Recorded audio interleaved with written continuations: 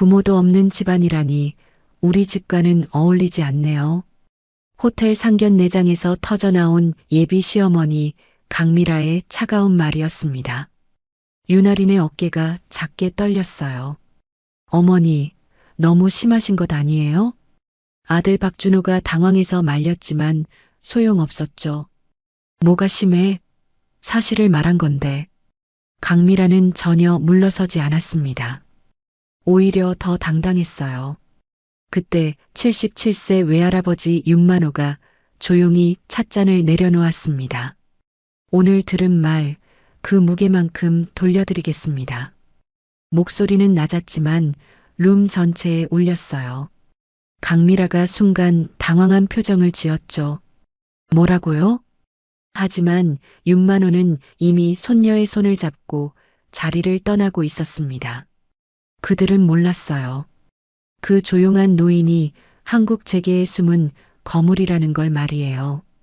좋아요. 댓글 남겨주시면 가정의 평화와 행복이 찾아옵니다. 시간은 그날부터 시작됩니다. 한마디 말이 어떻게 한 가족의 운명을 바꾸게 되는지 지금부터 들려드리겠습니다.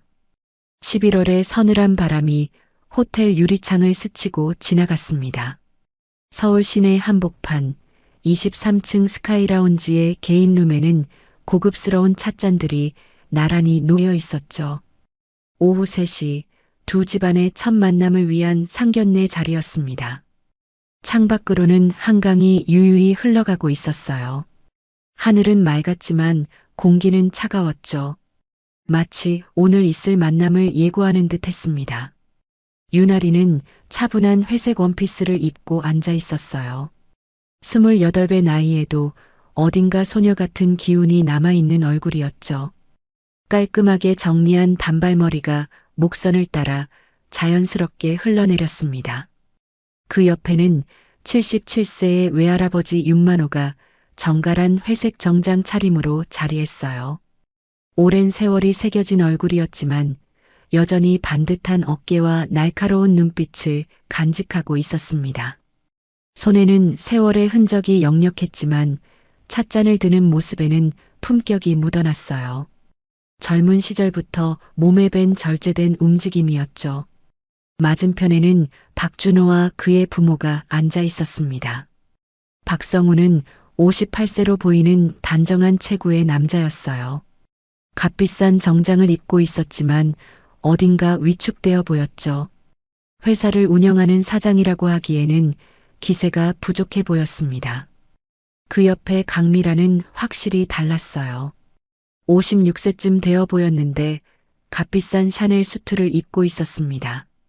목에는 진주 목걸이가, 손목에는 까르띠에 시계가 반짝이고 있었어요.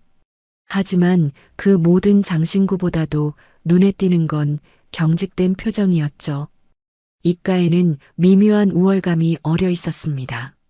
30살의 박준호는 부모 사이에 앉아서 자꾸만 할인을 바라봤어요. 걱정스러운 표정이었죠. 오늘 이 자리가 잘못될 수도 있다는 걸 예감하고 있는 것 같았습니다. 처음 뵙겠습니다. 윤만호가 먼저 인사를 건넸습니다. 목소리는 조용했지만 무게가 있었어요. 70년 넘게 살아온 사람만이 낼 수 있는 깊이가 느껴졌죠. 아, 네. 안녕하세요. 박성우가 어색하게 답했습니다. 그런데 강미라는 찻잔을 들어 올리면서 입술만 살짝 움직였어요. 인사라고 하기엔 너무 건성이었죠. 마치 아래 사람을 대하는 듯한 태도였습니다. 할인이 조심스럽게 입을 열었습니다. 준호 오빠 이야기를 많이 들었어요. 좋은 자리 마련해 주셔서 감사합니다. 목소리는 작았지만 진실했어요. 긴장한 것이 역력했지만 예의는 잃지 않으려고 노력하고 있었죠. 우리 할인이가 예의 바르죠. 윤만호가 손녀를 바라보는 눈빛은 따뜻했습니다. 오랜 세월 둘이서만 살아온 애틋함이 묻어났어요. 부모를 잃은 어린 손녀를 키우느라 얼마나 고생했을지 그 세월이 고스란히 느껴졌습니다. 그런데 강미라의 표정이 미묘하게 변했습니다. 찻잔을 내려놓으면서 입꼬리가 살짝 올라갔어요. 그것은 미소가 아니라 비웃음에 가까웠죠. 뭔가 꿍꿍이가 있는 표정이었습니다. 그런데 말이에요. 강미라의 목소리가 룸 안을 가득 채웠습니다. 톤이 달라졌어요. 처음에 어색함이 사라지고 대신 날카로움이 스며들었죠. 공기가 순식간에 싸늘해졌습니다. 부모님은 어디 계신가요? 오늘 이런 중요한 자리에 안 나오시네요. 질문이라기보다는 추궁에 가까웠어요. 할인의 어깨가 작게 움츠러들었습니다. 예상했던 질문이었지만 막상 들으니 가슴이 답답해졌어요. 저희 부모님은 돌아가셨습니다. 할인의 목소리가 떨렸습니다. 아무리 많이 해본 대답이어도 여전히 아픈 말이었어요. 아, 그래요? 강미라가 과장되게 놀라는 표정을 지었습니다. 하지만 그 눈빛에는 동정 대신 차가운 계산이 스며들어 있었어요. 마치 이런 대답을 기다리고 있었던 것처럼 보였죠. 언제 돌아가신 거예요? 제가 어릴 때요. 할인의 목소리가 점점 작아졌습니다. 고개도 자꾸만 숙여졌어요. 윤만호가 손녀의 손을 살짝 잡았습니다. 50년 넘게 세상을 살아온 남자의 손은 여전히 따뜻했죠. 그럼 할아버지가 혼자 키우셨다는 말씀이네요. 강미라가 시선을 윤만호에게 돌렸습니다. 그런데 그 시선에는 존경보다는 의심이 섞여 있었어요. 마치 혼자서 제대로 키웠을 리가 없다는 듯한 표정이었죠. 네, 그렇습니다. 윤만호의 대답은 담담했습니다. 하지만 예리한 사람이라면 눈치챘을 거예요. 그의 눈이 미세하게 가늘어졌다는 걸 말이죠. 박성우가 어색한 침묵을 깨려고 했습니다. 요즘 젊은 분들 참 대견하죠. 할인 양도 직장 생활 잘하신다고. 직장이 어디세요? 강미라가 끼어들었습니다. 질문이라기보다는 신문에 가까웠어요. 남편의 말을 자르면서까지 캐묻는 모습이 예사롭지 않았죠. 작은 출판사에서 편집 일을 하고 있습니다. 할인이 최대한 예의 바르게 대답했어요. 하지만 강미라의 반응은 예상과 달랐습니다. 출판사요? 월급이 얼마나 되나요? 순간 룸 안이 정적에 휩싸였습니다. 박준호가 당황한 표정으로 어머니를 바라봤어요. 설마 이런 말을 할 줄은 몰랐던 거죠. 어머니, 뭐, 궁금한 게 이상한가? 우리 집 며느리가 될 사람인데. 강미라의 목소리가 더욱 날카로워졌습니다. 마치 할인을 면접 보는 사람처럼 대하고 있었어요. 할인이 창피해서 얼굴이 빨갛게 달아올랐습니다. 윤만호는 여전히 조용했지만 그의 주먹이 천천히 쥐어지고 있었어요. 그리고 말이에요. 강미라가 찻잔을 탁자에 내려놓았습니다.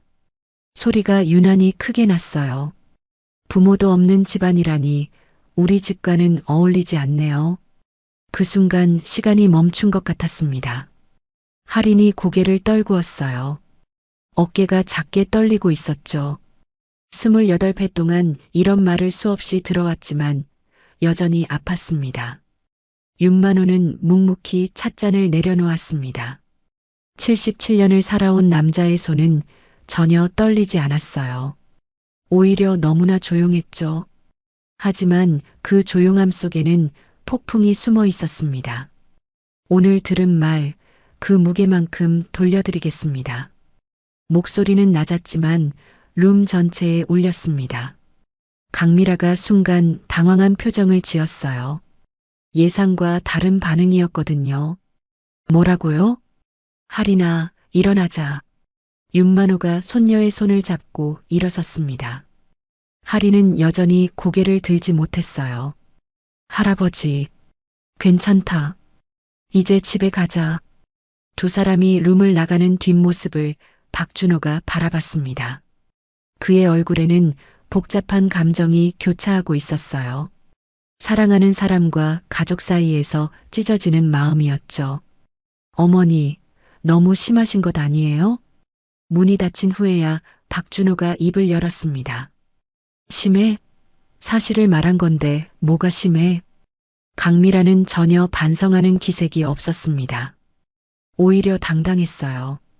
그날 밤 작은 아파트의 서재에서 윤만호는 오래된 서류 가방을 열었습니다. 세월에 바랜 서류들이 나왔어요. 주식 증서, 계약서, 그리고 몇 장의 명함들이었죠. 사람들은 그를 은퇴한 평범한 노인으로 알고 있었습니다.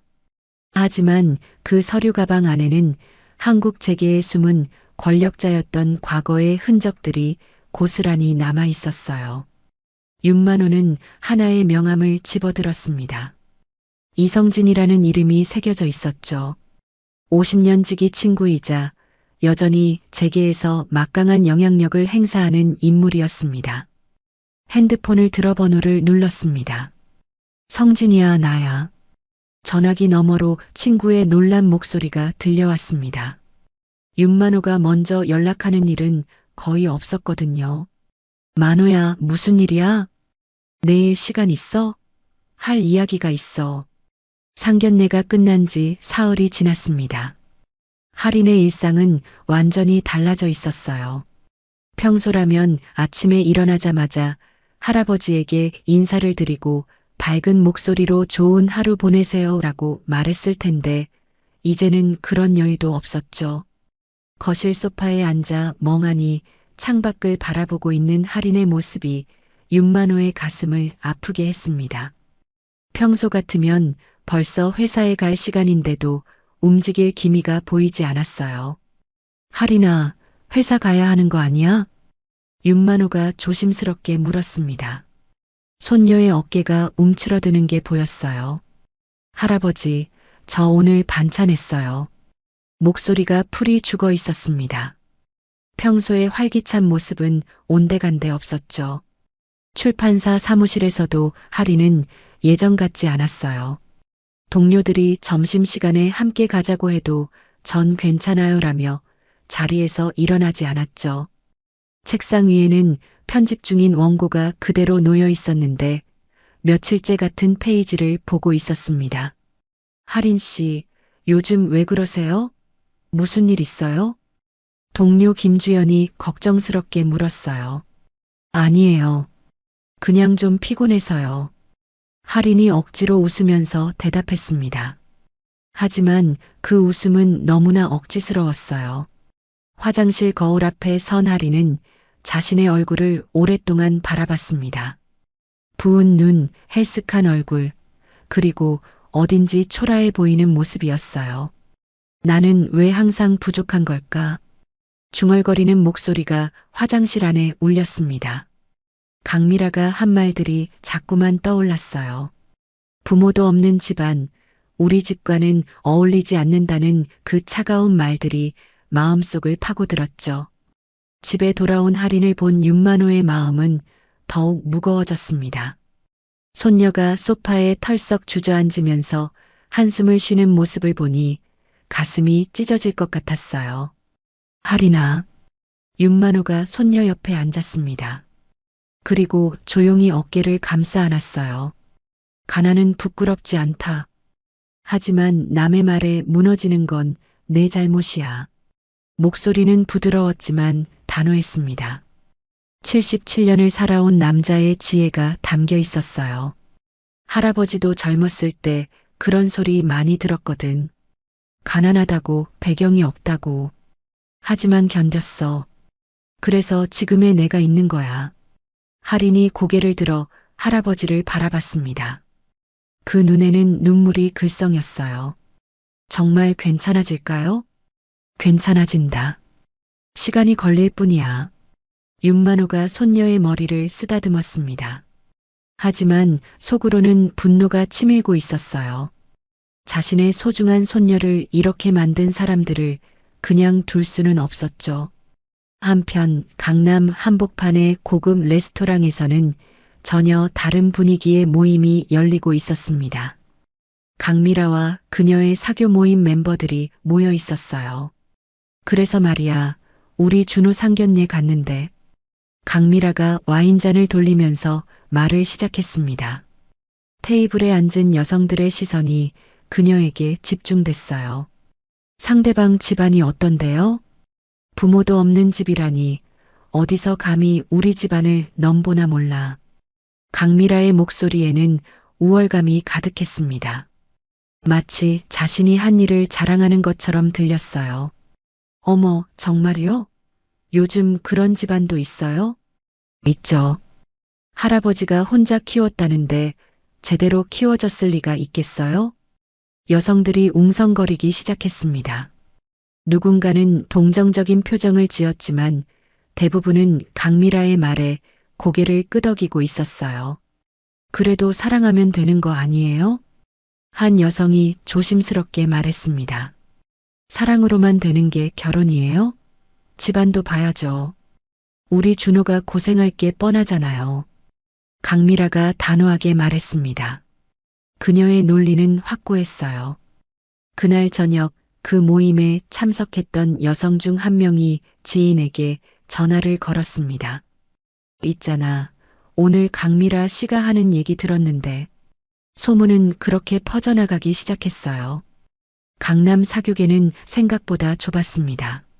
하나의 이야기가 입에서 입으로 전해지면서 점점 부풀려졌죠. 며칠 후 작은 인터넷 커뮤니티에 이런 글이 올라왔습니다. 요즘 돈 있다고 막 나가는 집안들 보면 내용은 직접적이지 않았지만 아는 사람이 보면 금방 알 수 있을 정도로 구체적이었어요. 댓글들도 하나둘씩 달리기 시작했죠. 저런 집안이랑은 절대 결혼하면 안 되죠. 부모 없는 애들은 정서적으로 문제가 있다던데 할아버지가 키웠다고 제대로 키워졌을 리가. 할인이 그 글을 발견한 건 우연이었습니다. 점심시간에 스마트폰을 보다가 눈에 들어온 제목이었어요. 클릭해서 읽어보는 순간 온몸이 얼어붙었죠. 아, 작은 탄식이 입에서 나왔습니다. 사무실 안이 갑자기 답답해졌어요. 화장실로 뛰어가서 문을 잠그고 울음을 터뜨렸죠. 집에 돌아온 할인의 모습을 본 윤만호는 더 이상 참을 수가 없었습니다. 손녀가 소파에 엎드려서 흐느끼는 모습을 보니 가슴속에서 뭔가 끓어오르는 걸 느꼈어요.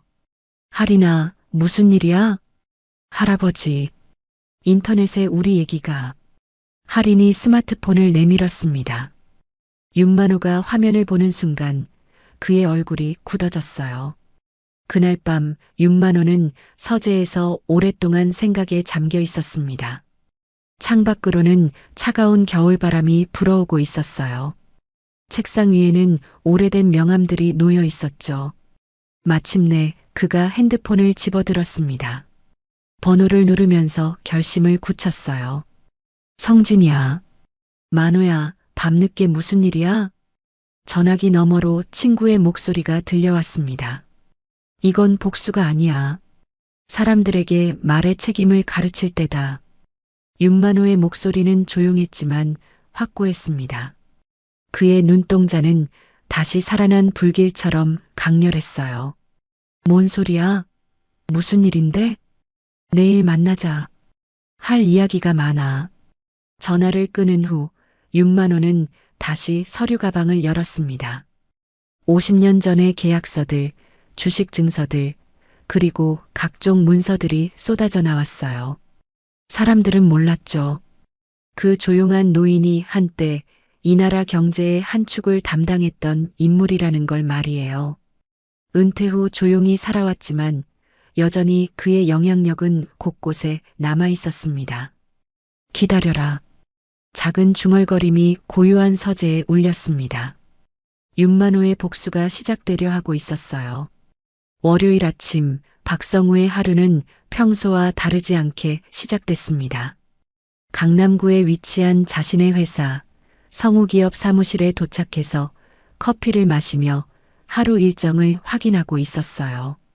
58년을 살아오면서 쌓아온 안정감이 그의 얼굴에 배어 있었죠. 사장님, 한별그룹에서 연락 왔습니다. 비서가 급하게 들어와서 말했어요. 박성우가 고개를 들었습니다. 뭔 일이래? 투자계약 건으로 긴급 미팅을 요청한다고 하네요. 박성우는 별로 걱정하지 않았어요.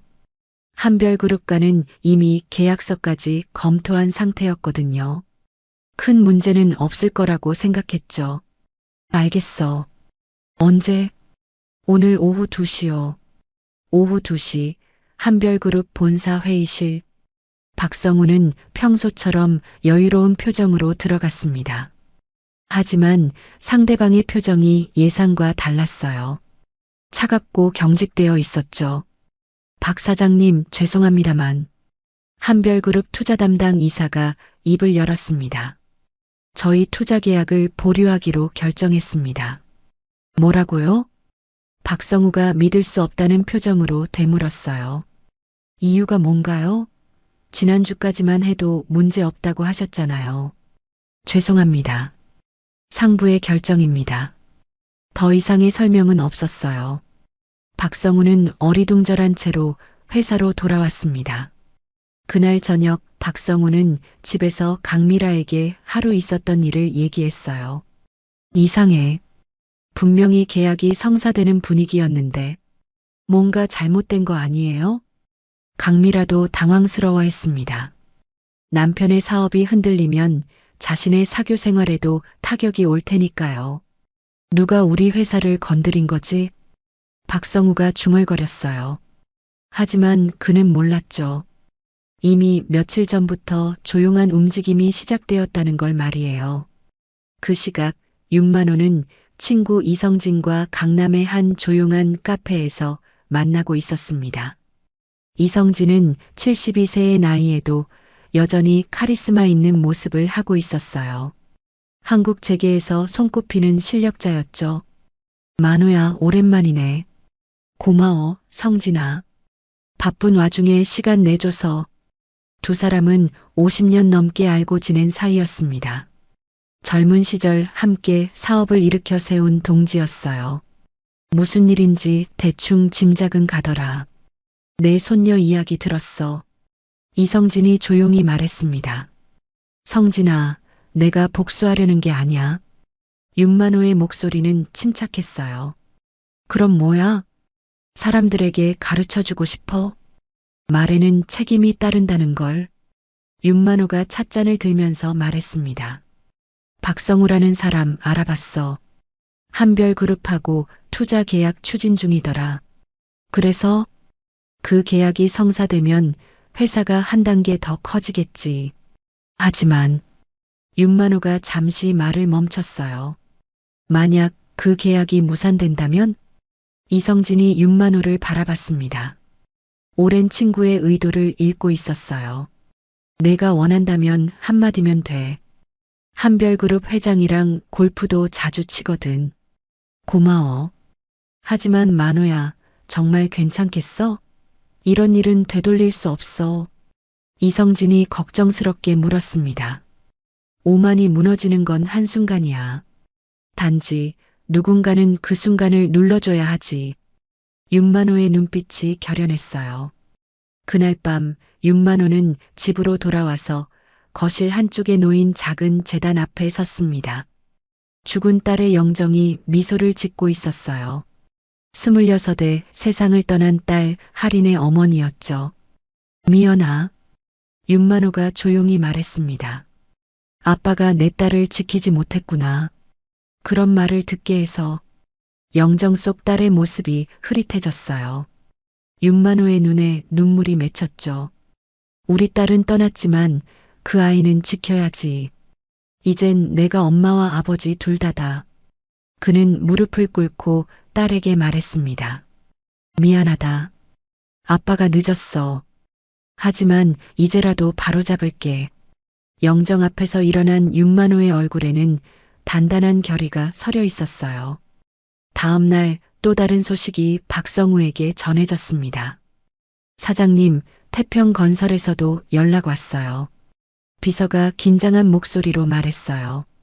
뭔데? 하반기 협력업체 선정에서 저희가 제외됐다고 합니다. 박성우의 얼굴이 굳어졌어요. 태평건설은 그들 회사의 주요 거래처 중 하나였거든요. 이유는? 정확한 이유는 알려주지 않았어요. 그냥 내부 방침이 바뀌었다고만. 박성우가 의자에 털썩 주저앉았습니다. 연이은 악재에 머리가 어지러웠어요. 이상해. 분명히 뭔가 있어.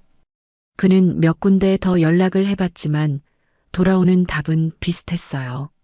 갑자기 모든 곳에서 성우 기업을 기피하기 시작한 거죠. 도대체 누가? 박성우가 중얼거리는데 갑자기 하나의 기억이 떠올랐어요. 지난주 상견례 자리에서 만났던 그 조용한 노인의 모습이었죠. 설마. 하지만 곧 고개를 저었어요. 그냥 은퇴한 노인이 무슨 힘이 있겠어요? 그 시각 윤만호는 서재에서 오래된 서류들을 정리하고 있었습니다. 먼지가 쌓인 파일들 사이에서 낡은 계약서 하나가 나왔어요. 태양투자신탁 설립계약서. 그 계약서에는 윤만호의 이름이 공동 설립자로 적혀 있었습니다.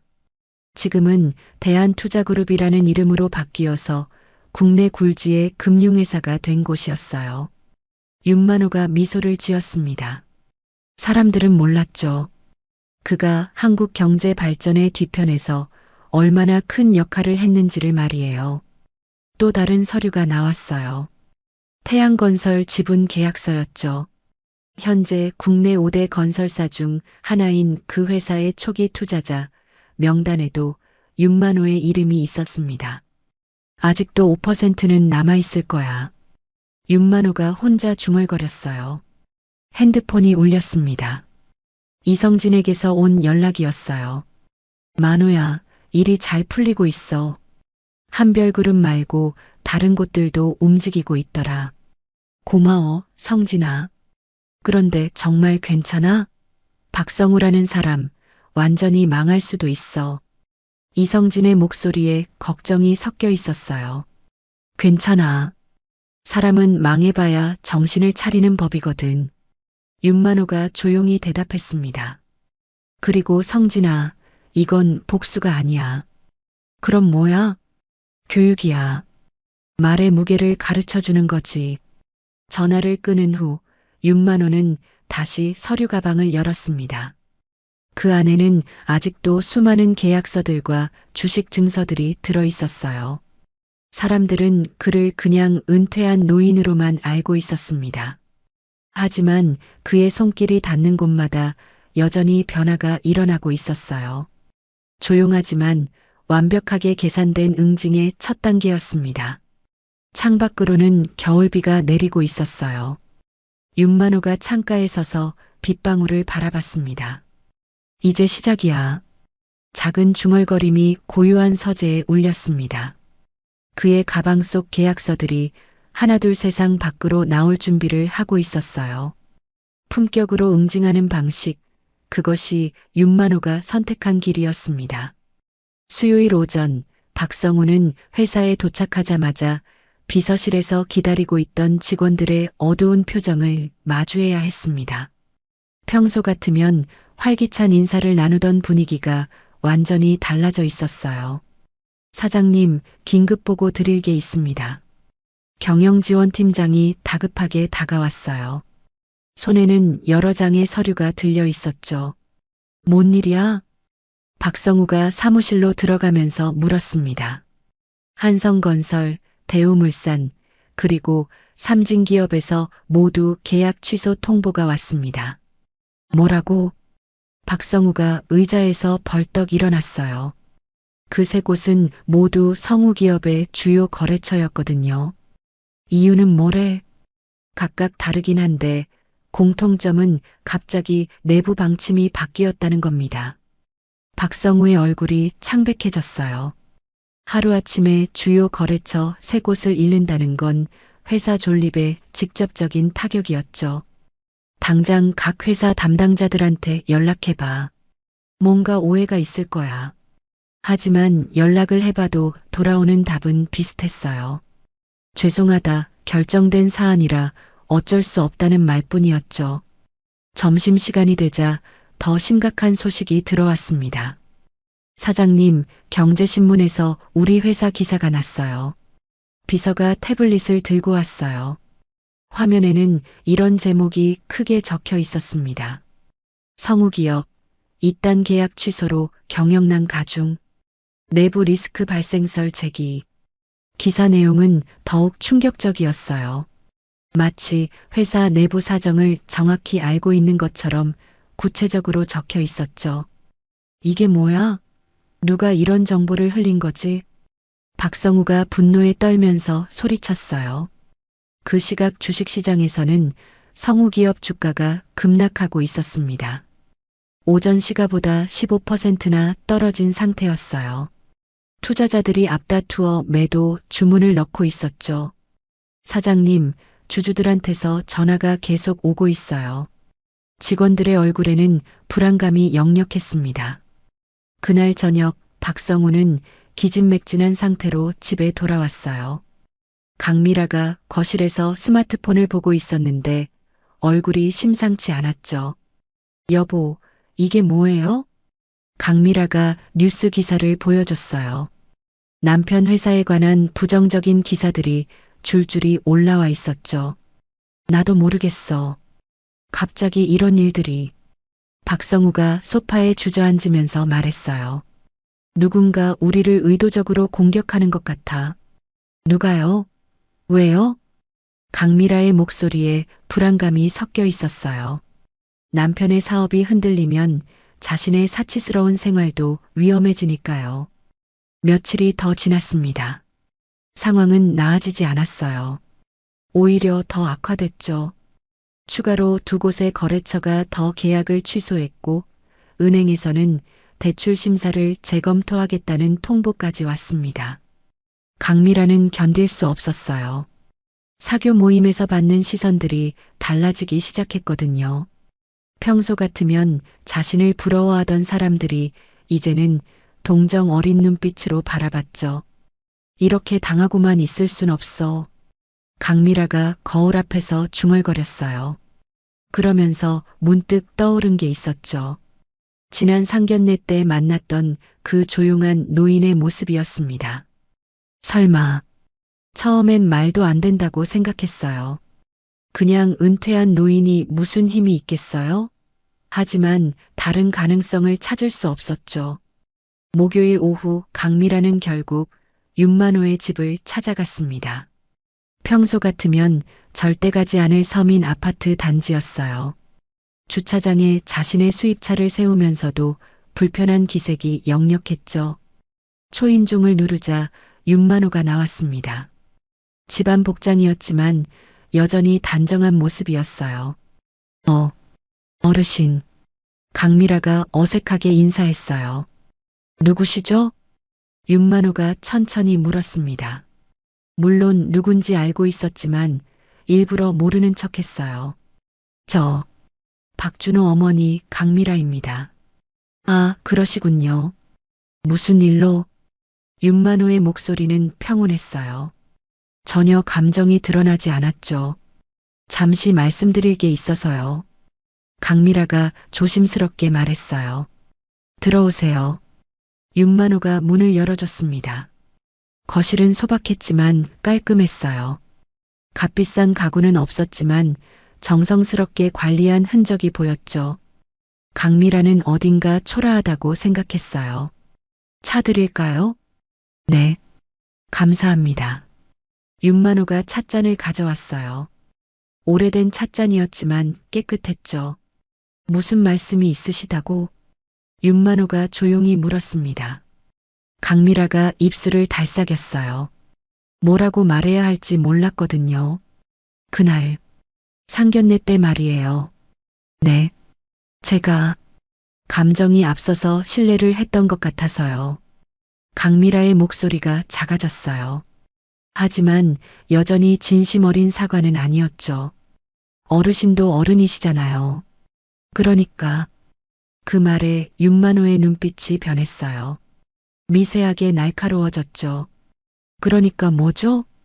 이해해 주시면 안 될까요? 저희도 요즘 힘들어서. 강미라가 둘러서 말했어요. 직접적으로는 못하겠지만 남편 회사 일과 관련이 있는지 떠보려는 거였죠. 윤만호는 찻잔을 천천히 내려놓았습니다. 그리고 강미라를 똑바로 바라봤어요. 사람은 실수로 상처를 주지만 오만으로는 상처를 키웁니다. 목소리는 조용했지만 무게가 있었어요. 그날 부인께서 하신 말씀은 실수가 아니었습니다. 계획적인 모욕이었죠. 강미라의 얼굴이 붉어졌어요. 예상과 다른 반응이었거든요. 어르신, 그럼 정말로. 뭐가 정말로죠? 윤만호가 반문했어요. 강미라는 더 이상 말을 이어가지 못했어요. 확신은 없었지만 뭔가 연관이 있다는 느낌은 들었죠. 죄송합니다. 결국 강미라가 고개를 숙였어요. 하지만 그 사과에는 진정성이 부족했죠. 사과는 마음으로 하는 겁니다. 입으로만 하는 건 의미가 없어요. 윤만호가 일어서면서 말했어요. 이제 가보시죠. 강미라도 어쩔 수 없이 일어났어요. 뭔가 더 말하고 싶었지만 분위기상 그럴 수 없었죠.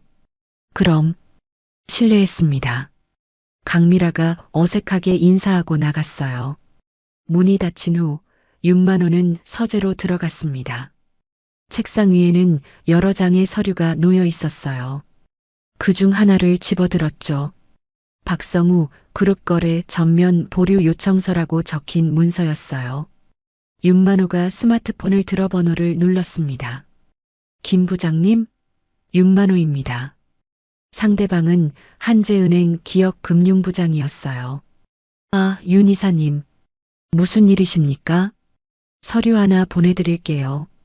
검토해 보시고 연락 주세요. 알겠습니다. 윤만호가 서류를 스캔해서 전송했어요. 그 문서에는 박성우 그룹과의 모든 금융 거래를 중단하라는 내용이 적혀 있었죠. 사람들은 몰랐어요. 윤만호가 한재은행의 대주주 중 한 명이라는 걸 말이에요. 비록 지분은 많지 않았지만 그의 의견은 여전히 무게가 있었죠. 조용한 복수가 본격적으로 시작되고 있었습니다. 창밖으로는 겨울 해가 지고 있었어요. 윤만호가 창가에 서서 석양을 바라봤습니다.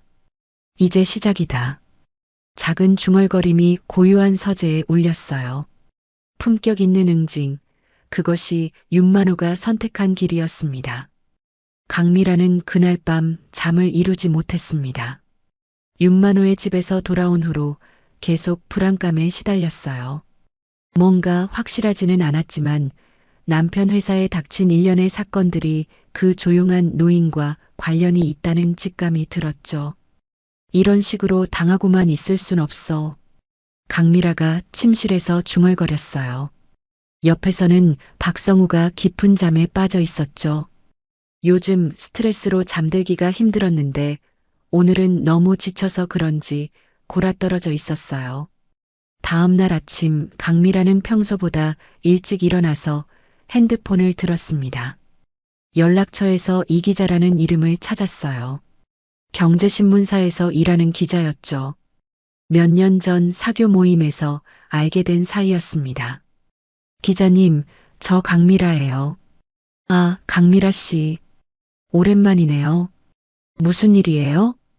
혹시 시간 되시면 만나서 얘기할 수 있을까요? 흥미로운 이야기가 있어서요. 강미라의 목소리에는 계산된 친밀감이 묻어 있었어요. 그날 오후 강남의 한 카페에서 두 사람이 만났습니다. 강미라는 평소보다 화려하게 차려입고 나왔어요. 상대방에게 좋은 인상을 주려는 의도였죠. 무슨 이야기인데요? 이 기자가 커피를 마시면서 물었어요. 요즘 성우기업 어려워진 거 아세요? 네, 알고 있어요. 계약 취소가 연이어 일어나고 있다던데. 그 뒤에 누가 있는지 아세요? 강미라가 목소리를 낮췄어요. 누군데요? 윤만호라는 사람이에요. 과거에 우리랑 투자 관련해서 손실을 본 적이 있는데 그때부터 앙심을 품고 있었던 것 같아요. 강미라가 거짓말을 하면서도 당당한 표정을 지었어요. 정말요? 증거가 있나요? 직접적인 증거는 없지만 정황상 확실해요. 갑자기 이런 일들이 연달아 일어나는 게 우연일 리가 없잖아요. 이 기자가 관심을 보이는 것 같았어요. 특종의 냄새를 맡은 거죠. 며칠 후 인터넷 경제 매체에 작은 기사 하나가 올라왔습니다. 성우기업 경영난, 개인적 원한 관련설 제기. 기사 내용은 구체적이지 않았지만 아는 사람이 보면 윤만호를 가리키는 것이 분명했어요. 강미라가 흘린 정보를 바탕으로 작성된 기사였죠. 하지만 강미라는 여기서 멈추지 않았어요. 사교 모임에서도 입방아를 찍기 시작했거든요. 윤만호? 돈 좀 있다고 설치는 은퇴자야. 나이 들어서 별의별 짓 다 하네요. 그냥 조용히 살면 될 텐데 왜 남의 가정을 해치려고 하는 거죠?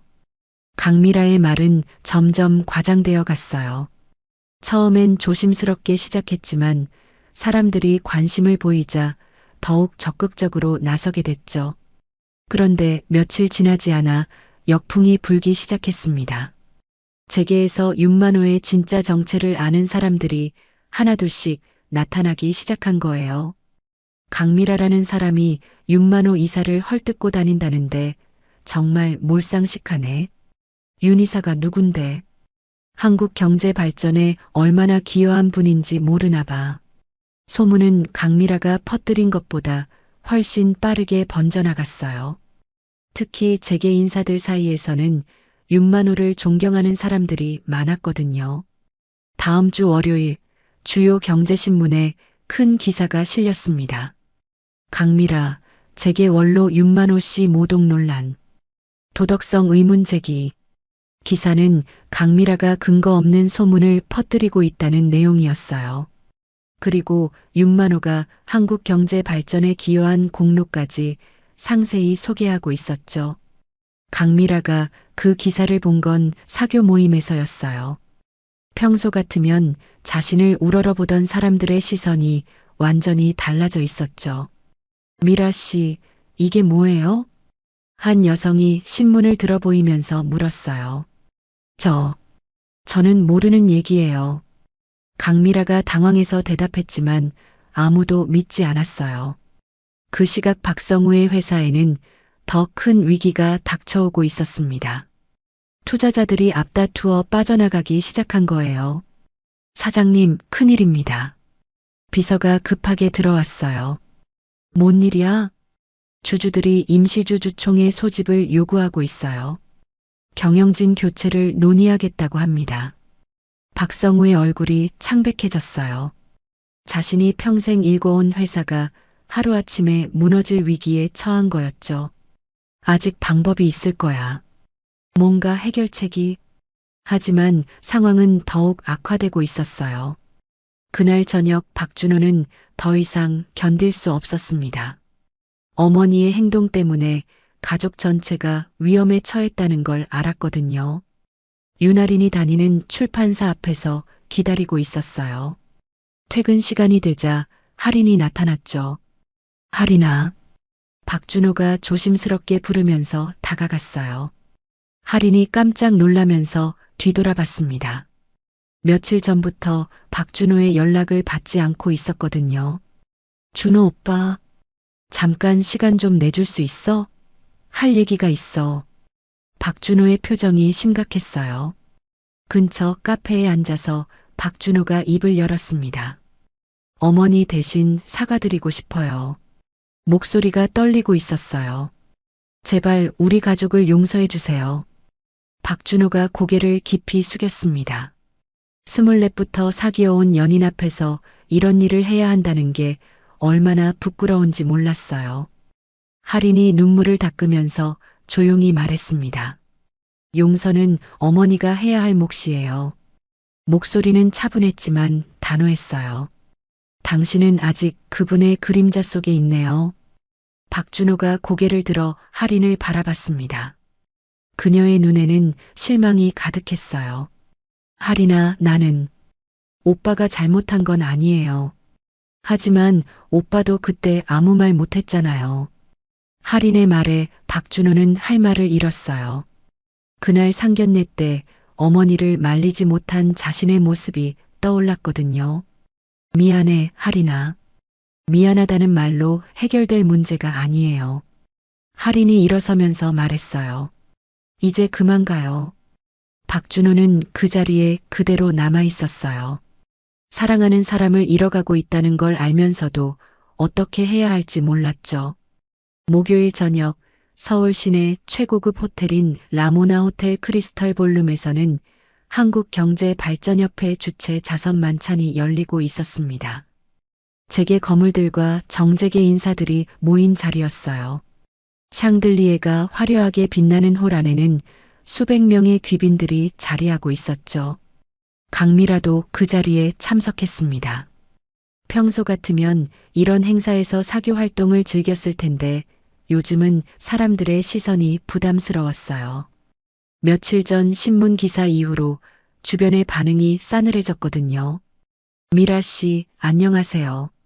지인 한 명이 인사를 건넸지만 예전만큼 친근하지 않았어요. 어딘가 거리를 두는 느낌이었죠. 네, 안녕하세요. 강미라가 억지로 웃으면서 답했습니다.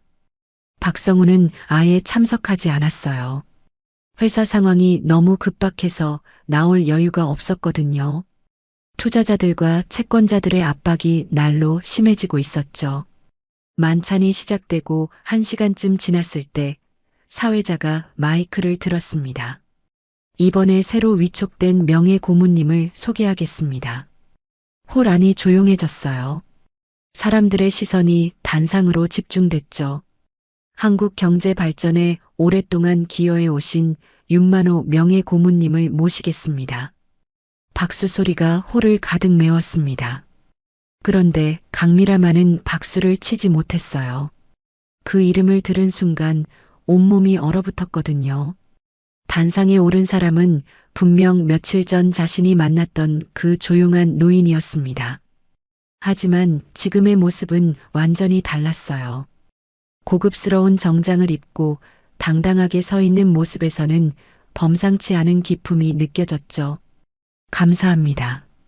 윤만호가 단상에서 간단히 인사했어요. 목소리는 여전히 조용했지만 마이크를 통해 전해지는 그의 말은 무게가 있었죠. 강미라는 믿을 수 없었어요. 자신이 그토록 무시했던 그 노인이 재계의 명예 고문이라니요. 윤 고문님께서는 이번 경제정책자문위원회의 핵심 멤버로 활동하실 예정입니다. 사회자가 계속 소개했어요. 특히 구조조정 대상 기업들에 대한 최종 승인권을 가지고 계십니다. 그 말을 들은 순간 강미라의 얼굴이 새하얗게 질렸어요. 구조조정 대상 기업이라면 남편의 회사도 포함될 수 있었거든요. 홀 안의 다른 참석자들은 윤만호를 보며 고개를 숙여 인사했습니다. 그가 얼마나 존경받는 인물인지 알 수 있었어요. 몇 말씀 부탁드리겠습니다. 사회자가 마이크를 윤만호에게 넘겼어요. 윤만호는 잠시 홀을 둘러봤습니다. 그러다가 강미라와 눈이 마주쳤어요. 강미라는 그 순간 숨이 막히는 것 같았죠. 오늘 이 자리에 서게 되어 영광입니다. 윤만호가 말을 시작했어요. 사업을 하다 보면 여러 가지 일들을 겪게 됩니다. 성공도 있고 실패도 있죠. 그의 시선이 다시 강미라를 향했어요.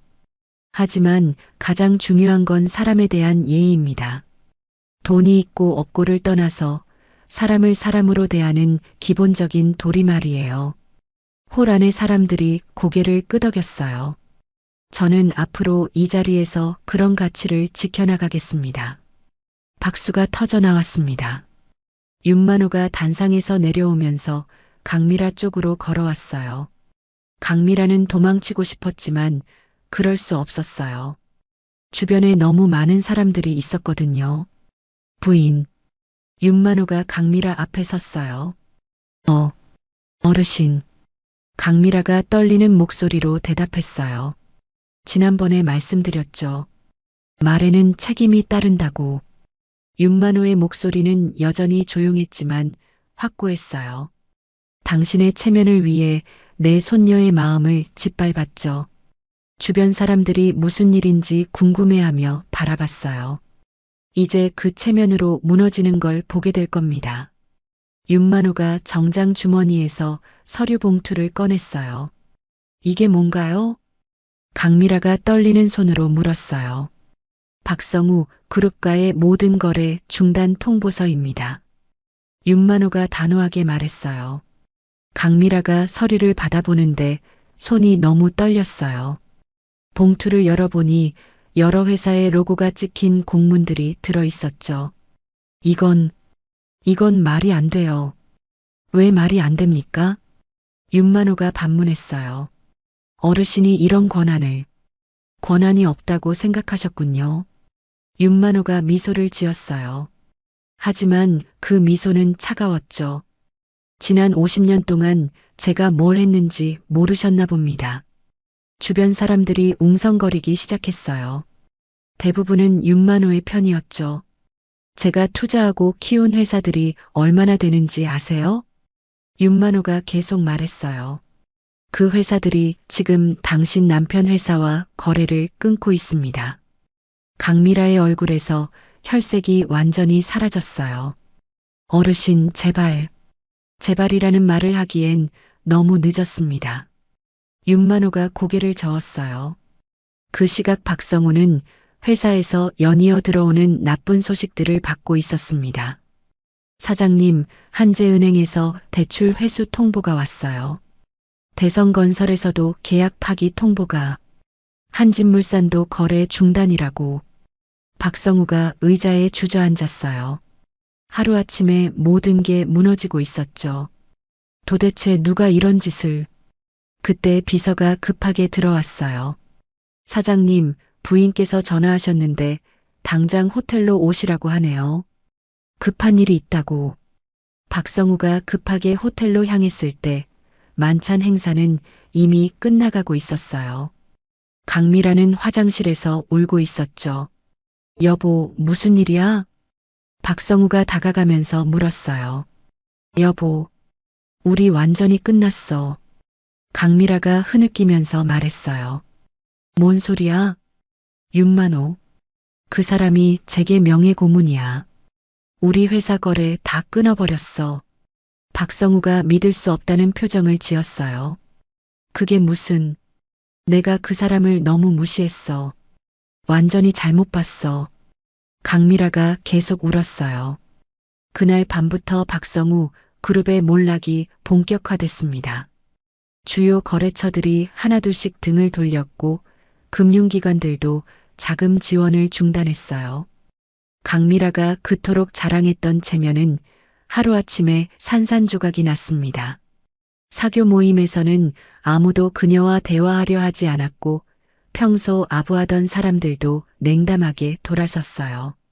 폐허 위에 서 있는 무너진 탑처럼 강미라의 허영은 완전히 무너져 내렸습니다.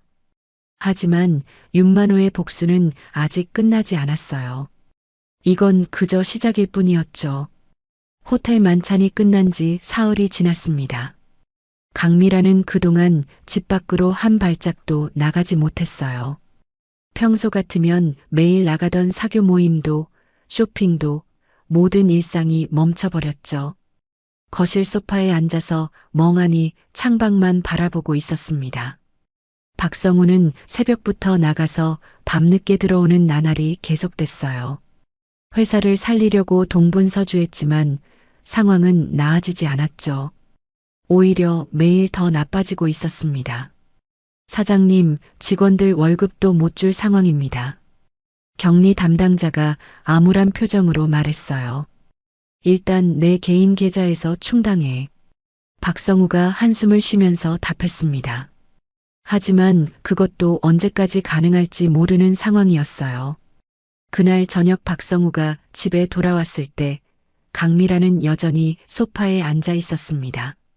화장도 하지 않은 얼굴이 초췌해 보였어요. 여보, 밥은 먹었어?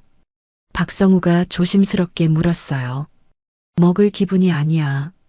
강미라가 힘없는 목소리로 답했습니다. 이럴 때일수록 몸 관리를 해야지. 무슨 소용이야? 이미 다 끝났는데. 강미라의 목소리에는 절망감이 가득했어요. 그때 핸드폰이 울렸습니다. 박준호에게서 온 전화였어요. 요즘 아들과도 제대로 대화를 나누지 못하고 있었거든요. 준호야. 강미라가 전화를 받았어요. 엄마, 안녕하세요. 박준호의 목소리는 차가웠습니다. 예전처럼 다정하지 않았어요. 엄마가 잘못했나? 강미라가 떨리는 목소리로 물었어요. 전화기 너머로 박준호의 한숨소리가 들렸습니다. 엄마는 틀린 게 아니야. 체면을 지키려 했던 거야. 강미라가 자신을 방어하듯 말했어요. 체면이 아니라 사람을 지켰어야 했어요. 박준호의 대답은 단호했습니다. 준호야, 엄마, 이제 그만하세요. 박준호가 말을 끊었어요. 할인이랑은 어떻게 됐니? 강미라가 조심스럽게 물었어요. 끝났어요. 완전히. 박준호의 목소리가 더욱 차가워졌어요. 전화가 끊어진 후 강미라는 그 자리에 그대로 주저앉아 버렸습니다. 아들마저 등을 돌렸다는 현실이 받아들여지지 않았어요. 그 시각 박준호는 할인이 사는 아파트 근처 카페에서 기다리고 있었습니다. 마지막으로 할 말이 있었거든요. 할인이 퇴근 시간에 맞춰서 나타났어요. 준호 오빠. 할인이 놀란 표정으로 그를 봤어요. 잠깐만 시간 내줄 수 있어? 박준호가 간절한 표정으로 부탁했어요. 두 사람은 조용한 테이블에 마주 앉았습니다. 박준호의 얼굴에는 지친 기색이 역력했어요. 당신이 옳았어요. 박준호가 먼저 입을 열었습니다. 처음부터 끝까지 당신이 옳았어요. 하지만 내 어머니는 그걸 끝까지 몰랐어요. 할인이 조용히 그의 말을 들었어요. 나도 그날 왜 어머니를 말리지 못했는지 모르겠어요. 미안해요. 박준호의 눈에 눈물이 맺혔어요. 이제 와서 미안하다고 해서 달라질 게 있나요? 할인이 슬픈 미소를 지었어요.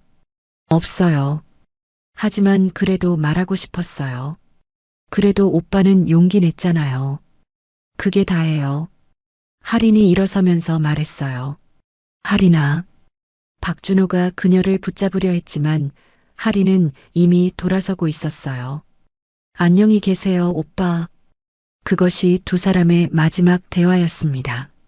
며칠 후 강미라에게는 더 큰 충격이 기다리고 있었습니다. 평소 친하게 지내던 사교 모임에서 연락이 온 거예요. 미라 씨, 죄송한데 당분간 모임 참석을 자제해 주시면 좋겠어요.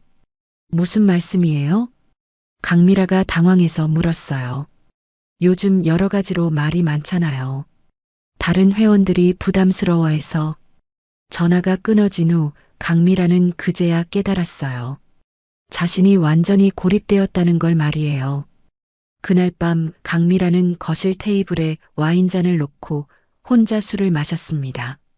평소에는 절대 혼술은 하지 않았는데 이제는 그것밖에 할 일이 없었어요. 내가 뭘 잘못했다는 거야? 와인잔을 기울이면서 중얼거렸어요. 체면을 지키려 했던 게 잘못이야? 하지만 대답해 줄 사람은 아무도 없었어요. 박성우는 아직 집에 오지 않았고 아들은 연락도 하지 않았죠. 텔레비전에서는 경제 뉴스가 나오고 있었어요. 성우기업의 몰락에 대한 분석 프로그램이었죠. 성우기업의 급작스러운 몰락은 경영진의 도덕성 문제와도 무관하지 않다는 분석이 나오고 있습니다.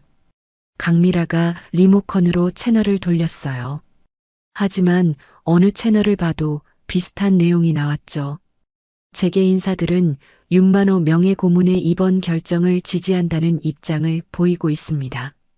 사람에 대한 기본적인 예의를 지키지 않는 기업과는 거래할 수 없다는 게 업계의 분위기입니다. 강미라가 와인잔을 바닥에 내려놓았어요. 잔이 테이블에 부딪히는 소리가 유난히 크게 들렸죠. 세상이 이렇게 냉정한 줄 몰랐어. 혼자서 중얼거렸어요. 그런데 정말로 세상이 냉정한 걸까요? 아니면 자신이 먼저 냉정했던 걸까요? 강미라는 그런 생각을 해본 적이 없었어요. 핸드폰이 울렸습니다. 박성우에게서 온 문자였어요. 오늘도 늦을 것 같아. 먼저 자. 강미라가 핸드폰을 던져버렸어요. 화면이 깨지면서 검게 변했죠. 그제야 눈물이 나기 시작했습니다. 처음에는 조용히 흘러내리던 눈물이 점점 거세져서 흐느낌이 되었어요. 내가 뭘 잘못했다는 거야? 같은 말을 계속 반복했지만 이제는 확신이 서지 않았어요. 창밖으로는 겨울비가 내리고 있었습니다. 거실에 불을 끄지 않은 채로 강미라는 소파에서 잠들어 버렸어요. 빈 와인잔과 함께 말이죠. 새벽에 박성우가 돌아왔을 때 그는 아내의 모습을 보고 가슴이 아팠어요. 평소 완벽한 모습만 보여주려 했던 아내가 이렇게 초라한 모습으로 잠들어 있는 걸 보니 말이에요. 조용히 담요를 덮어주면서 박성우도 한숨을 쉬었습니다. 우리가 너무 교만했나 봐. 작은 중얼거림이 고요한 거실에 울렸어요. 세상은 정말 냉정했습니다. 하지만 그 냉정함은 먼저 남에게 보여준 냉정함의 메아리였을지도 모르죠. 강미라의 오만은 결국 아들의 행복까지 앗아가 버렸습니다. 그리고 이 모든 일의 시작은 상견례 자리에서 던진 한마디 말이었어요. 말의 무게를 몰랐던 대가를 이제 톡톡히 치르고 있는 거였죠. 아직 이야기는 끝나지 않았습니다. 윤만호의 진짜 의도가 무엇인지, 그리고 이 모든 일이 어떤 결말을 맞게 될지는 아직 아무도 모르는 상황이었어요. 봄이 찾아왔습니다. 서울에서 남쪽으로 3시간을 달린 바닷가 작은 마을에는 벚꽃이 흩날리고 있었어요.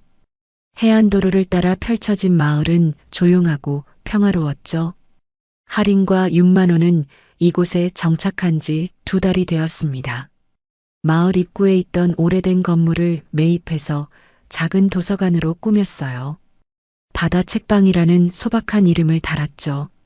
할아버지, 오늘도 아이들이 많이 올 것 같아요. 할인이 도서관 문을 열면서 말했어요. 창문을 열자 시원한 바닷바람이 들어왔죠. 그래. 요즘 아이들이 책 읽는 재미를 알아가는 것 같아서 뿌듯해. 윤만호가 미소를 지으면서 답했어요. 도서관 안은 아담했지만 따뜻했습니다. 한쪽 벽면에는 아이들을 위한 그림책들이 가득했고 다른 쪽에는 어른들이 읽을 수 있는 소설들이 정리되어 있었어요. 가운데에는 둥근 테이블이 놓여 있었고 창가에는 독서용 의자들이 배치되어 있었죠. 오전 10시가 되자 아이들이 하나둘씩 찾아오기 시작했습니다. 할인 언니, 7살 정도 되어 보이는 여자아이가 뛰어들어왔어요. 우리 지민이 왔구나. 오늘은 어떤 책을 읽을래? 할인이 아이를 반갑게 맞았어요. 공주님 나오는 책이요. 그래. 그럼 이 책은 어떨까? 할인이 예쁜 그림책을 꺼내 보여줬어요. 곧이어 다른 아이들도 들어왔습니다. 남자아이 2, 여자아이 3이었어요. 모두 이 동네에 사는 아이들이었죠.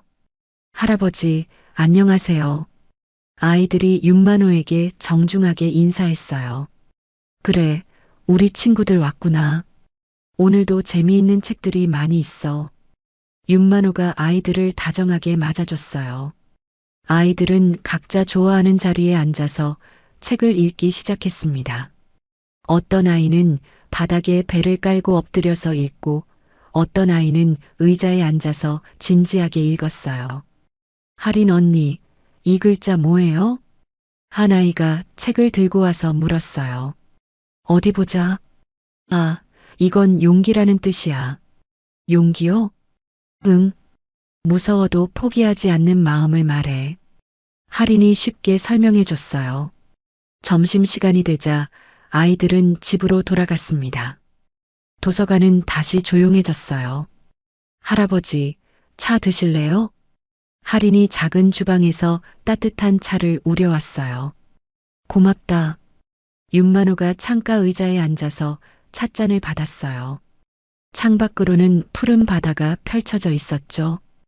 파도가 부드럽게 해안에 부딪히는 소리가 들렸습니다. 할아버지, 후회하지 않으세요?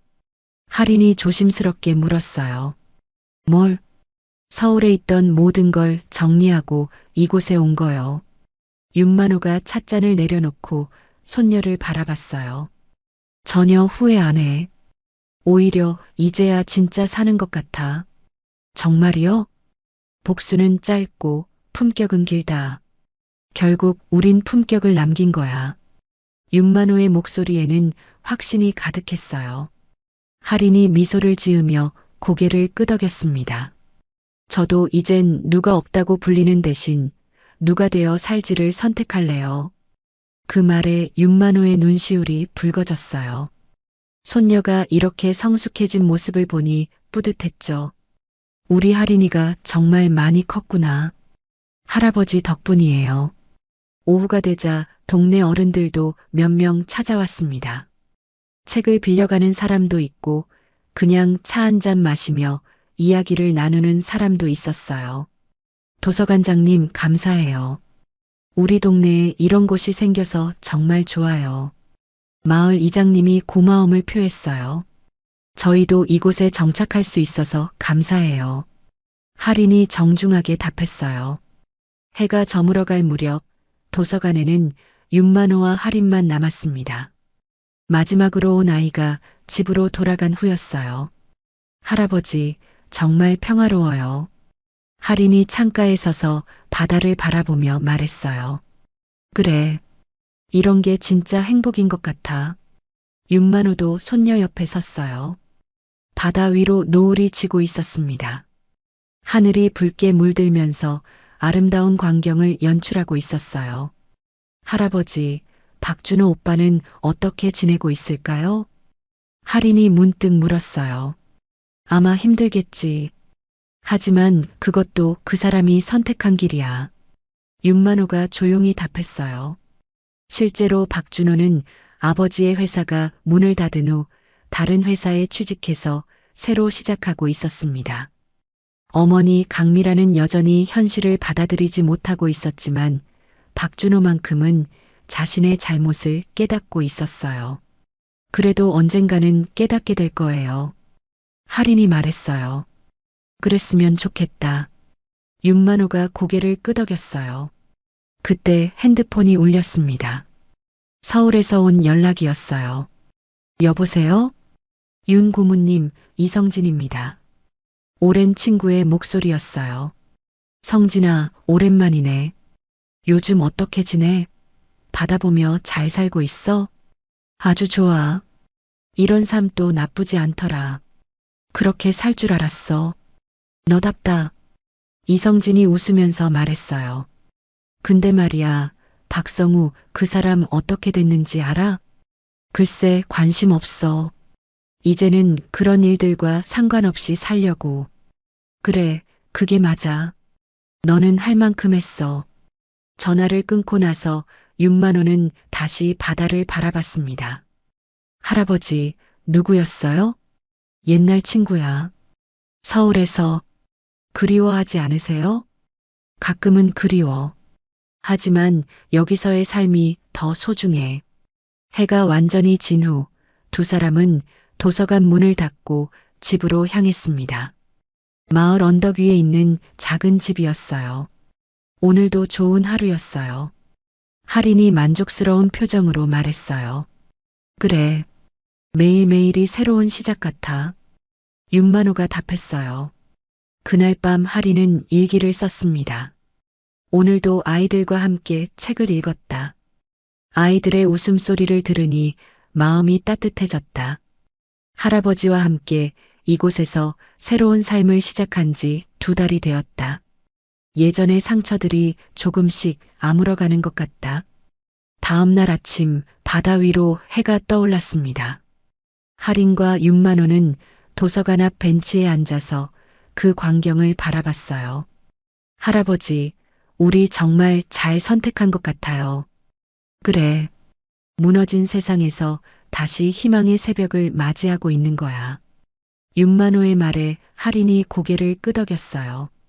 바닷가 마을의 평화로운 아침이었습니다. 두 사람은 이제 과거의 아픔을 뒤로하고 새로운 희망을 향해 걸어가고 있었어요. 그들이 선택한 건 복수가 아니라 용서였고 증오가 아니라 사랑이었습니다. 그리고 그 선택이 진짜 승리라는 걸 이제 알고 있었죠. 이봐요. 구두 좀 손으로 닦아요. 기계보다 사람이 정성스럽잖아요? 명일병원 VIP 병동 복도에서 68세 노인이 무릎을 꿇었습니다. 하얀 머리를 숙인 채 젊은 여자의 명품 구두를 맨손으로 닦고 있었죠. SNS용으로 찍어. 현실은 이렇게 시켜야 깨끗해진다니까. 서다이가 후배 인플루언서에게 낄낄거리며 말했습니다.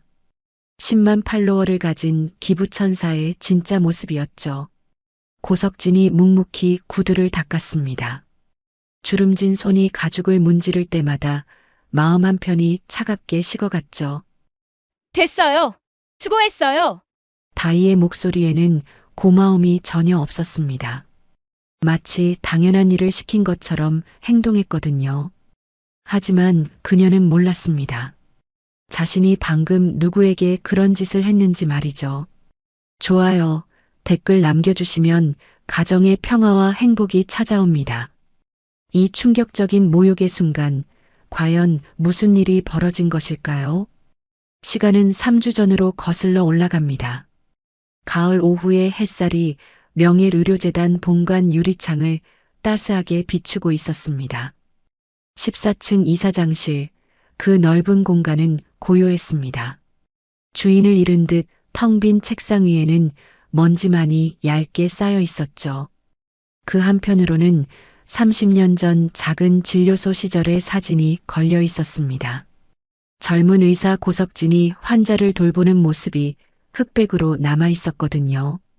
복도 끝 작은 방에서 고석진이 창밖을 내다보고 있었습니다. 68세, 평생을 의료의 공공성을 위해 바친 그의 얼굴에는 세월의 흔적이 깊게 새겨져 있었습니다. 석 달 전 받은 심장 수술 자국이 아직도 둔하게 아팠지만 그보다 더 아픈 것은 마음이었죠. 아래층에서 들려오는 소음들, 급하게 오가는 발소리들, 그 모든 것이 예전과 달라 보였습니다. 환자를 먼저 생각하자. 그가 30년 전 세운 병원 이념이었습니다. 지금도 1층 로비에 큰 글씨로 새겨져 있었죠. 하지만 요즘 들어 그 글귀가 공허하게 느껴졌습니다. 수익성 검토, 브랜드 마케팅, SNS 홍보, 이런 단어들이 회의실에서 더 자주 들렸거든요. 아버님, 좋은 소식이 있어요. 문이 열리며 고윤호가 들어왔습니다. 38세의 병원장 대리, 그는 아버지와 닮은 듯 다른 얼굴을 하고 있었죠. 정장은 말끔했고 머리도 깔끔하게 정리되어 있었습니다. 젊은 감각으로 병원을 현대화했지만 어딘지 모르게 급한 성격이 드러났습니다.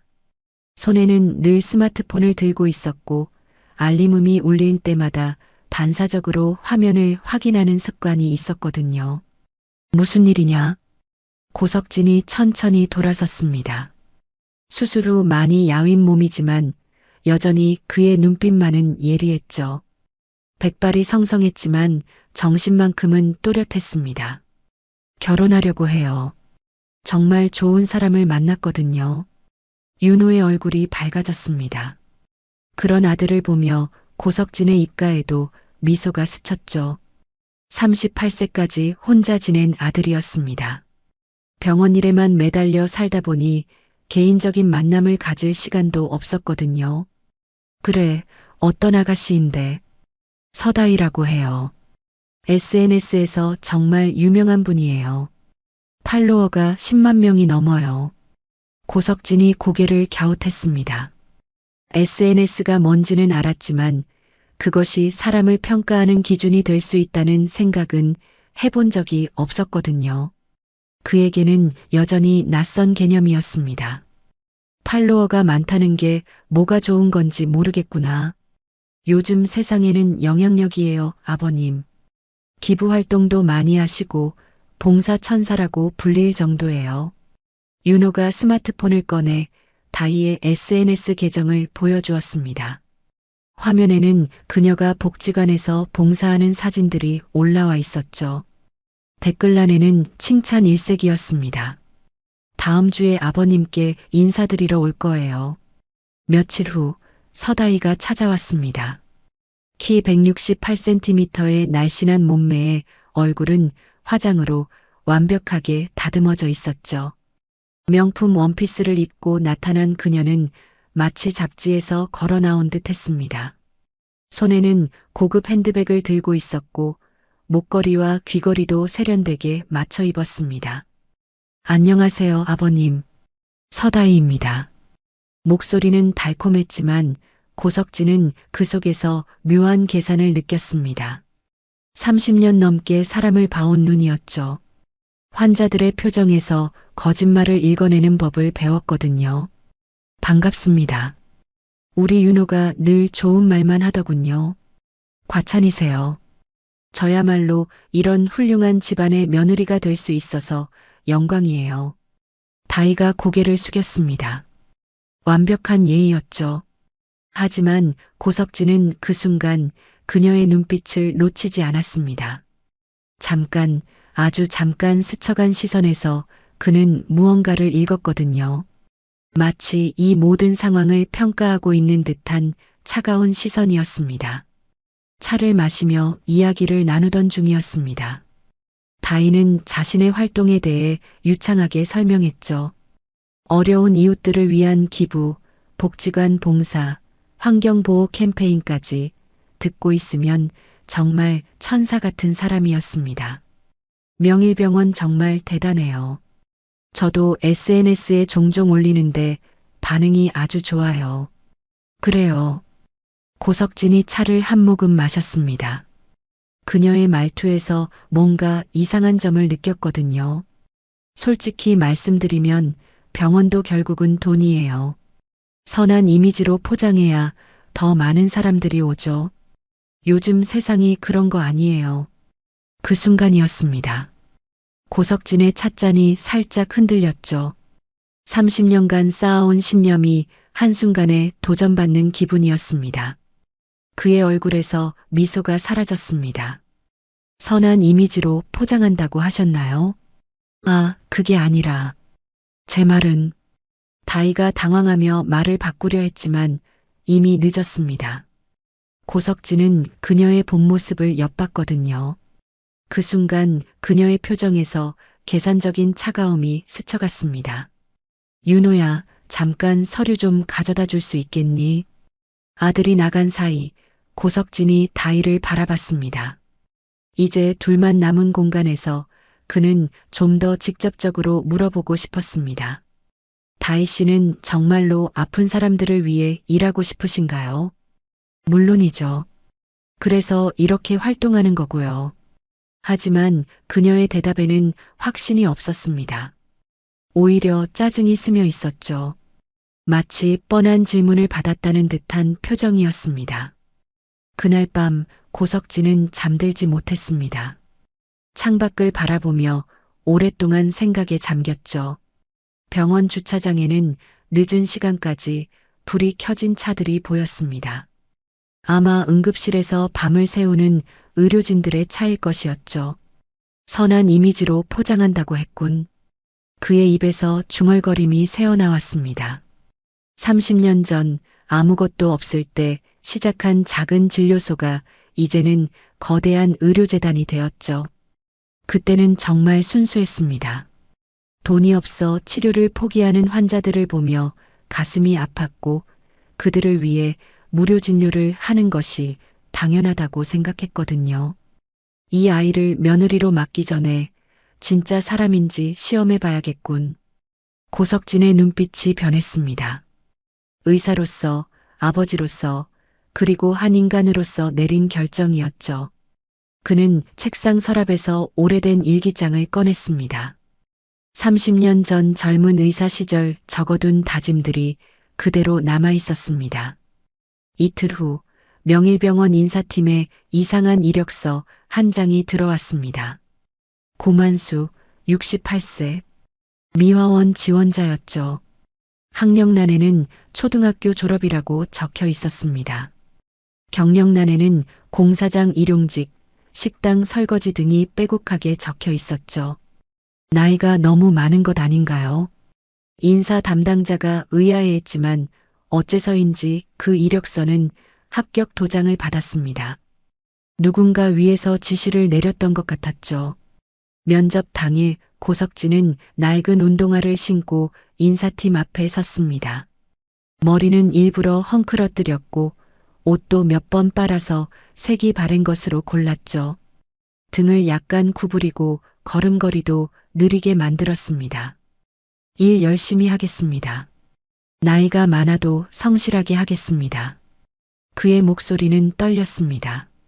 정말 일자리가 절실한 노인처럼 보였거든요. 월요일 새벽 5시 명일병원 지하 1층 미화팀 사무실에 낡은 작업복을 입은 노인이 나타났습니다. 머리는 희끗희끗했고 등은 약간 굽어 있었죠. 누가 봐도 평범한 청소부 할아버지였습니다. 고만수입니다. 잘 부탁드립니다. 그의 목소리는 겸손했습니다. 하지만 그 눈 속에는 무언가 다른 빛이 숨어 있었죠. 병원 복도를 걸으며 고석진은 새로운 시선으로 자신이 만든 공간을 바라봤습니다. 환자들의 얼굴, 직원들의 표정, 그리고 그 모든 것을 관통하는 공기의 흐름을 느꼈죠. 이제 시작이군. 그가 밀대를 잡았습니다. 68년 인생에서 가장 중요한 시험이 시작된 것이었죠. 과연 서다이라는 여자의 진짜 모습은 무엇일까요? 그리고 자신이 평생 쌓아온 이 병원은 정말 사람을 위한 곳일까요? 새벽 공기는 차갑고 맑았습니다. 하지만 앞으로 벌어질 일들은 그 누구도 예상할 수 없었죠. 화요일 오전 명일병원 VIP 병동 7층이 평소와 다른 분위기로 들썩였습니다. 촬영 장비들이 복도 곳곳에 설치되고 조명 스탠드가 환한 빛을 뿜어내고 있었죠. 직원들은 조용히 발걸음을 옮기며 촬영에 방해가 되지 않으려 애썼습니다. 서다이가 하얀 원피스를 입고 나타났습니다. 머리는 부드럽게 웨이브를 넣었고 화장도 자연스럽게 했죠. 마치 천사가 내려온 듯한 모습이었습니다. 그녀 뒤로는 카메라맨과 매니저 김선주가 따라왔습니다. 오늘은 명일병원에서 특별한 의미의 영상을 찍어보려고 해요. 다이가 카메라를 향해 밝게 미소 지었습니다. 목소리는 따뜻하고 진실해 보였죠. 그녀의 SNS 팔로워들이 가장 좋아하는 톤이었습니다. 여러분, 우리 주변에는 정말 많은 분들이 묵묵히 일하고 계세요. 특히 이 병원은 환경미화 선생님들 덕분에 빛나고 있어요. 카메라가 복도를 청소하는 미화원들을 비추었습니다. 그 중에는 고석진도 있었죠. 그는 평소처럼 묵묵히 바닥을 닦고 있었습니다. 누가 봐도 성실한 노인 청소부의 모습이었거든요. 이분들의 노고가 있어야 우리가 깨끗한 환경에서 치료받을 수 있는 거예요. 정말 감사한 마음이죠. 다이의 말에 카메라맨이 고개를 끄덕였습니다. 좋은 장면이 나오고 있었거든요. 그녀는 미화원 한 분에게 다가가 정중하게 인사했습니다. 고생 많으세요. 덕분에 병원이 이렇게 깨끗해져요. 고맙습니다. 미화원이 어색하게 대답했습니다. 갑작스러운 관심에 당황스러워하는 모습이었죠. 촬영은 30분 정도 계속되었습니다. 다이는 능숙하게 멘트를 이어갔고 때로는 환자들과도 인사를 나누었죠. 모든 것이 완벽했습니다. 화면 속의 그녀는 정말 따뜻하고 겸손한 사람으로 보였거든요. 컷, 오케이입니다. 카메라맨이 촬영 종료를 알렸습니다. 그 순간 다이의 표정이 변했습니다. 따뜻했던 미소가 사라지고 차가운 눈빛이 드러났죠. 마치 가면을 벗어던진 듯한 변화였습니다. 휴, 진짜 힘들어 죽겠네. 그녀가 한숨을 내쉬며 목을 돌렸습니다. 아까 전까지의 천사 같은 모습은 온데간데 없었죠. 김선주가 다가와 물티슈를 건넸습니다. 고생했어요. 영상 반응 좋을 것 같은데요. 당연하지. 요즘 이런 콘텐츠가 대세라니까. 다이가 물티슈로 손을 닦으며 말했습니다. 그 목소리에는 계산이 깔려 있었죠. 촬영 장비들이 정리되는 동안 다이는 VIP 병동을 둘러보고 있었습니다. 넓은 복도, 고급스러운 인테리어, 모든 것이 마음에 들었죠. 그녀의 눈에는 탐욕이 어려 있었습니다. 다이 씨, 정말 멋진 영상이었어요. 후배 인플루언서 한 명이 다가와 칭찬했습니다. 팔로워 3만 명 정도의 신인이었죠. 당연하지. 나 좀 봐. 경력이 몇 년인데. 다이가 우쭐해하며 대답했습니다. 그때 그녀의 시선이 자신의 명품 구두에 멈췄습니다. 하얀색 가죽에 작은 얼룩이 묻어 있었거든요. 아, 진짜. 다이가 짜증스럽게 중얼거렸습니다. 그리고는 주위를 둘러보다가 고석진을 발견했죠. 그는 여전히 복도 끝에서 청소를 하고 있었습니다. 이봐요. 다이가 고석진을 불렀습니다. 목소리에는 명령조가 섞여 있었죠.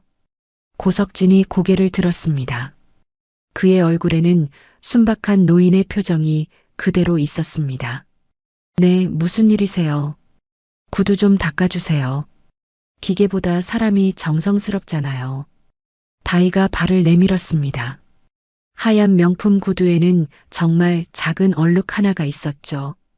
그것도 자세히 봐야 보일 정도의 미세한 것이었습니다. 고석진이 잠시 망설였습니다. 하지만 이내 무릎을 꿇고 청소포를 꺼냈죠. 손으로 닦으라고 했잖아요. 다이의 목소리가 더 차갑게 변했습니다. 손으로요. 네, 그래야 깨끗해져요. 고석진이 청소포를 손에 감고 조심스럽게 구두를 닦기 시작했습니다. 68세 노인이 무릎을 꿇고 젊은 여자의 구두를 맨손으로 닦는 모습이었죠. 그 모습을 보며 다이는 만족스러운 표정을 지었습니다. 그렇지, 이래야 제대로 되는 거예요. 후배 인플루언서가 옆에서 그 장면을 스마트폰으로 찍고 있었습니다. 다이가 그것을 보고 웃었죠. SNS용으로 찍어. 현실은 이렇게 시켜야 깨끗해진다니까. 네, 언니. 진짜 꿀팁이네요. 두 사람이 낄낄거리며 웃었습니다. 고석진은 묵묵히 구두를 닦고 있었죠. 그의 손은 거칠었고 주름이 많았습니다. 평생 일만 해온 손이었거든요. 됐어요. 고석진이 일어서며 말했습니다. 무릎을 꿇고 있던 자세에서 일어나려니 힘들어 보였죠. 그래요. 수고했어요. 다이가 구두를 확인하며 말했습니다. 그녀의 목소리에는 고마움이 전혀 없었죠. 마치 당연한 일을 시킨 것처럼 행동했습니다. 김선주가 다이에게 다가왔습니다. 다음 스케줄 때문에 이동해야 해요. 알았어. 다이가 핸드백을 챙기며 일어났습니다. 그때 그녀가 김선주에게 작은 목소리로 속삭였죠. 결혼만 하면 이 병원은 내 브랜드로 바꿀 거야. 정말요? 명일병원보다 다이병원이 훨씬 좋은 것 같은데요. 당연하지. 내 네임밸류가 얼만데. 두 사람의 대화는 작은 목소리였지만 복도 곳곳에 울려 퍼졌습니다. 병원 특성상 소리가 잘 전달되는 구조였거든요. 복도 한쪽에서 보안요원 최하은이 그들의 대화를 듣고 있었습니다. 24세의 하은은 이제 막 입사한 신입이었죠. 키 165cm의 또렷한 얼굴에 짧은 단발머리를 하고 있었습니다. 정의감이 강한 성격으로 부당한 일을 보면 참지 못하는 타입이었거든요. 하은은 처음에는 우연히 들었습니다. 순찰을 돌던 중 VIP 병동에서 촬영이 있다는 소식을 듣고 구경하러 왔던 것이죠. 하지만 촬영이 끝난 후 벌어진 일들을 보며 충격을 받았습니다. 특히 노인 청소부에게 구두를 맨손으로 닦게 하는 모습을 보며 분노가 치밀었죠. 그리고 내 브랜드로 바꿀 거야 라는 말을 들은 순간 하은은 재빨리 스마트폰을 꺼냈습니다. 녹음 앱을 실행하고 조용히 녹음 버튼을 눌렀습니다. 다행히 다희와 김선주의 대화가 계속 이어지고 있었죠. 원래 계획대로 결혼식도 여기서 하고 신혼여행 브이로그도 병원 배경으로 찍으면 완벽하겠네요. 맞아. 그리고 병원 의료진들도 내 콘텐츠에 출연시키면 윈윈이지. 천재적이에요, 언니. 하은이 녹음을 멈췄습니다. 충분히 결정적인 증거를 확보했다고 생각했거든요. 그녀는 스마트폰을 주머니에 넣고 조용히 그 자리를 벗어났습니다. 다희 일행이 떠난 후 VIP 병동은 다시 평온을 되찾았습니다. 고석진은 여전히 복도를 청소하고 있었죠. 하지만 그의 표정에는 미묘한 변화가 있었습니다. 분노도 아니고 실망도 아닌 그냥 차가운 냉정함이었거든요. 점심시간이 되어 미화팀 직원들이 휴게실에 모였습니다. 고석진도 도시락을 들고 그들과 함께 앉았죠. 아까 그 인플루언서 정말 예쁘더라. 한 직원이 말했습니다. 예쁘긴 한데 뭔가 차가워 보이던데. 다른 직원이 고개를 갸웃했습니다. 고석진은 말없이 밥을 먹고 있었습니다. 하지만 그의 머릿속에는 아까 일어난 일들이 계속 맴돌고 있었죠. 특히 내 브랜드로 바꿀 거야 라는 말이 귓가에서 떠나지 않았습니다. 오후가 되자 병원은 다시 바쁜 일상으로 돌아갔습니다. 환자들이 오가고 의료진들이 분주하게 움직였죠. 고석진은 여전히 묵묵히 자신의 일을 하고 있었습니다. 그런데 복도에서 우연히 윤호를 마주쳤습니다. 아들은 바쁜 듯 빠른 걸음으로 지나가고 있었죠. 아버님께서 다희를 정말 좋아하신대요. 윤호가 지나가며 한 직원에게 하는 말이 들렸습니다. 다행이네요. 결혼 준비가 순조롭겠어요. 고석진의 발걸음이 잠시 멈췄습니다. 아들이 자신의 마음을 완전히 오해하고 있다는 것을 알았거든요. 하지만 지금은 아직 진실을 말할 때가 아니었습니다. 저녁 무렵 하은이 보안실에서 혼자 생각에 잠겨 있었습니다. 녹음 파일을 어떻게 해야 할지 고민이었죠. 그냥 묻어둘 수도 있었지만 그 노인 청소부의 모습이 자꾸 떠올랐습니다. 그리고 병원을 자신의 브랜드로 바꾸겠다는 다희의 말도 용납할 수 없었거든요.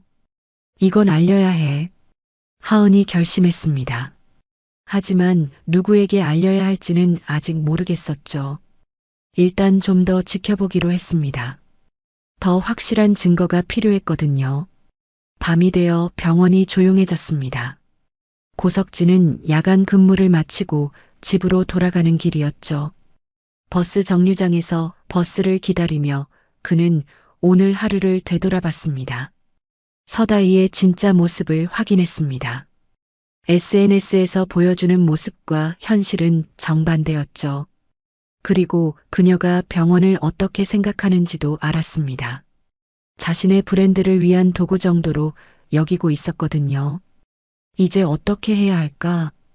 고석진이 중얼거렸습니다.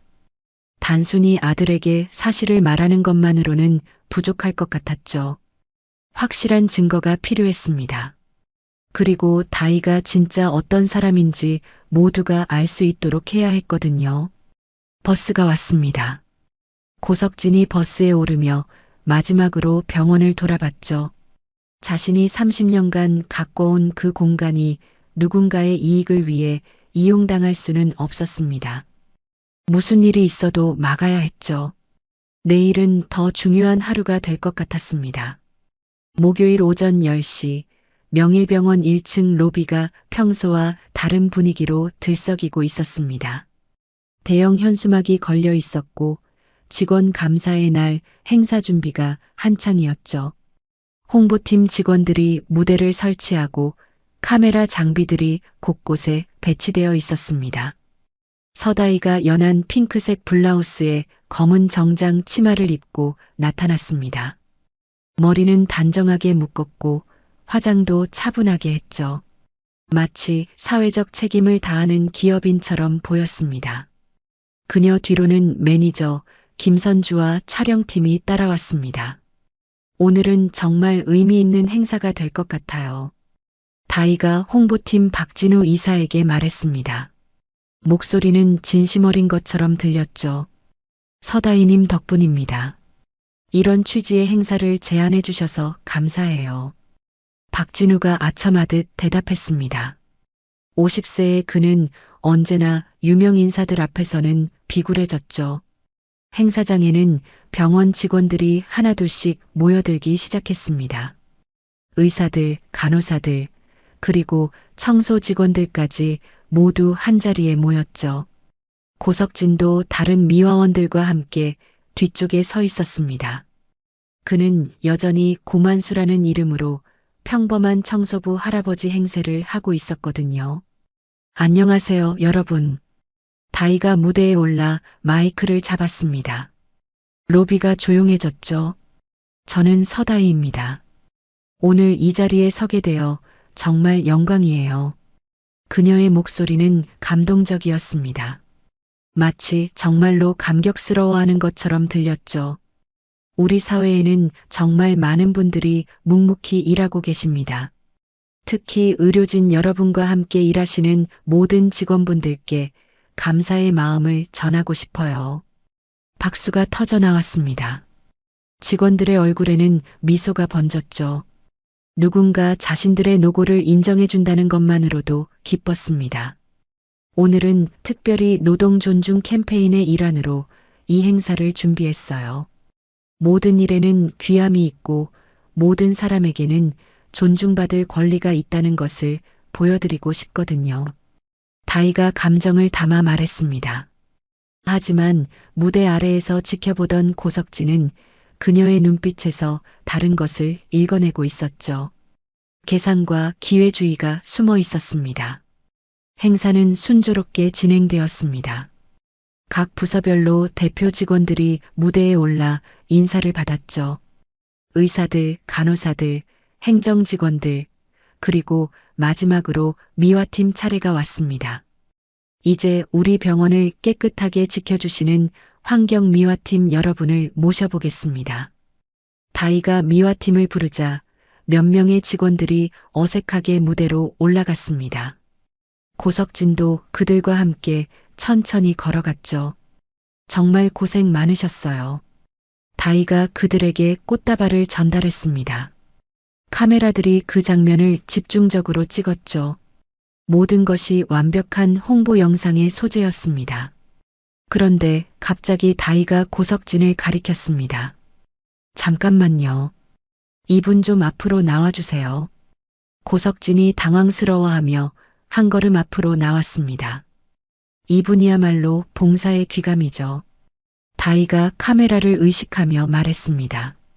그녀의 목소리에는 연출된 감동이 가득했죠. 며칠 전에도 보니까 정말 정성스럽게 일하시더라고요. 무릎 꿇고 닦는 그 정성, 여러분도 한번 보시죠. 순간 로비가 조용해졌습니다. 사람들이 무슨 말인지 이해하지 못했거든요.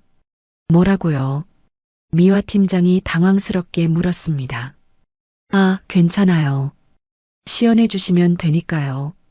다이가 능청스럽게 웃었습니다. 그리고는 스텝에게 손짓해서 더러운 걸레와 물통을 가져오게 했죠. 이렇게 무릎 꿇고 정성스럽게 바닥을 닦는 모습, 정말 감동적이거든요. 고석진이 걸레를 받아들었습니다. 그의 손이 미세하게 떨렸죠. 분노 때문이 아니라 이 상황이 얼마나 계산된 것인지 알기 때문이었습니다. 로비 중앙에서 68세 노인이 천천히 무릎을 꿇었습니다. 하얀 머리가 아래로 숙여졌고 구부정한 등이 더욱 굽어 보였죠. 수백 명의 사람들이 그 모습을 지켜보고 있었습니다. 봐요, 이런 게 진짜 정성이에요. 다이가 마이크에 대고 말했습니다. 카메라들이 고석진의 모습을 클로즈업으로 담았죠. 그때였습니다. 복도 끝에서 고윤호가 나타났습니다. 그는 회의를 마치고 로비로 내려오던 참이었죠. 그리고 그 장면을 목격한 순간 얼굴이 하얗게 변했습니다. 무슨 짓입니까? 윤호가 큰 소리로 외쳤습니다. 로비 전체가 그의 목소리에 놀라 돌아봤죠. 아, 병원장님.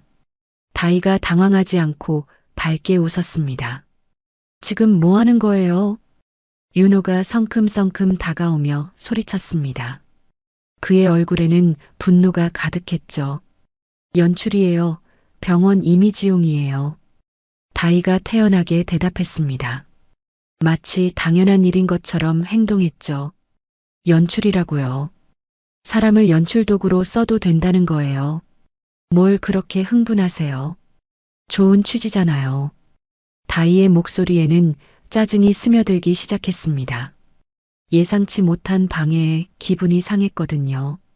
좋은 취지라고요. 노인분을 무릎 꿇게 하는 게 좋은 취지라고요.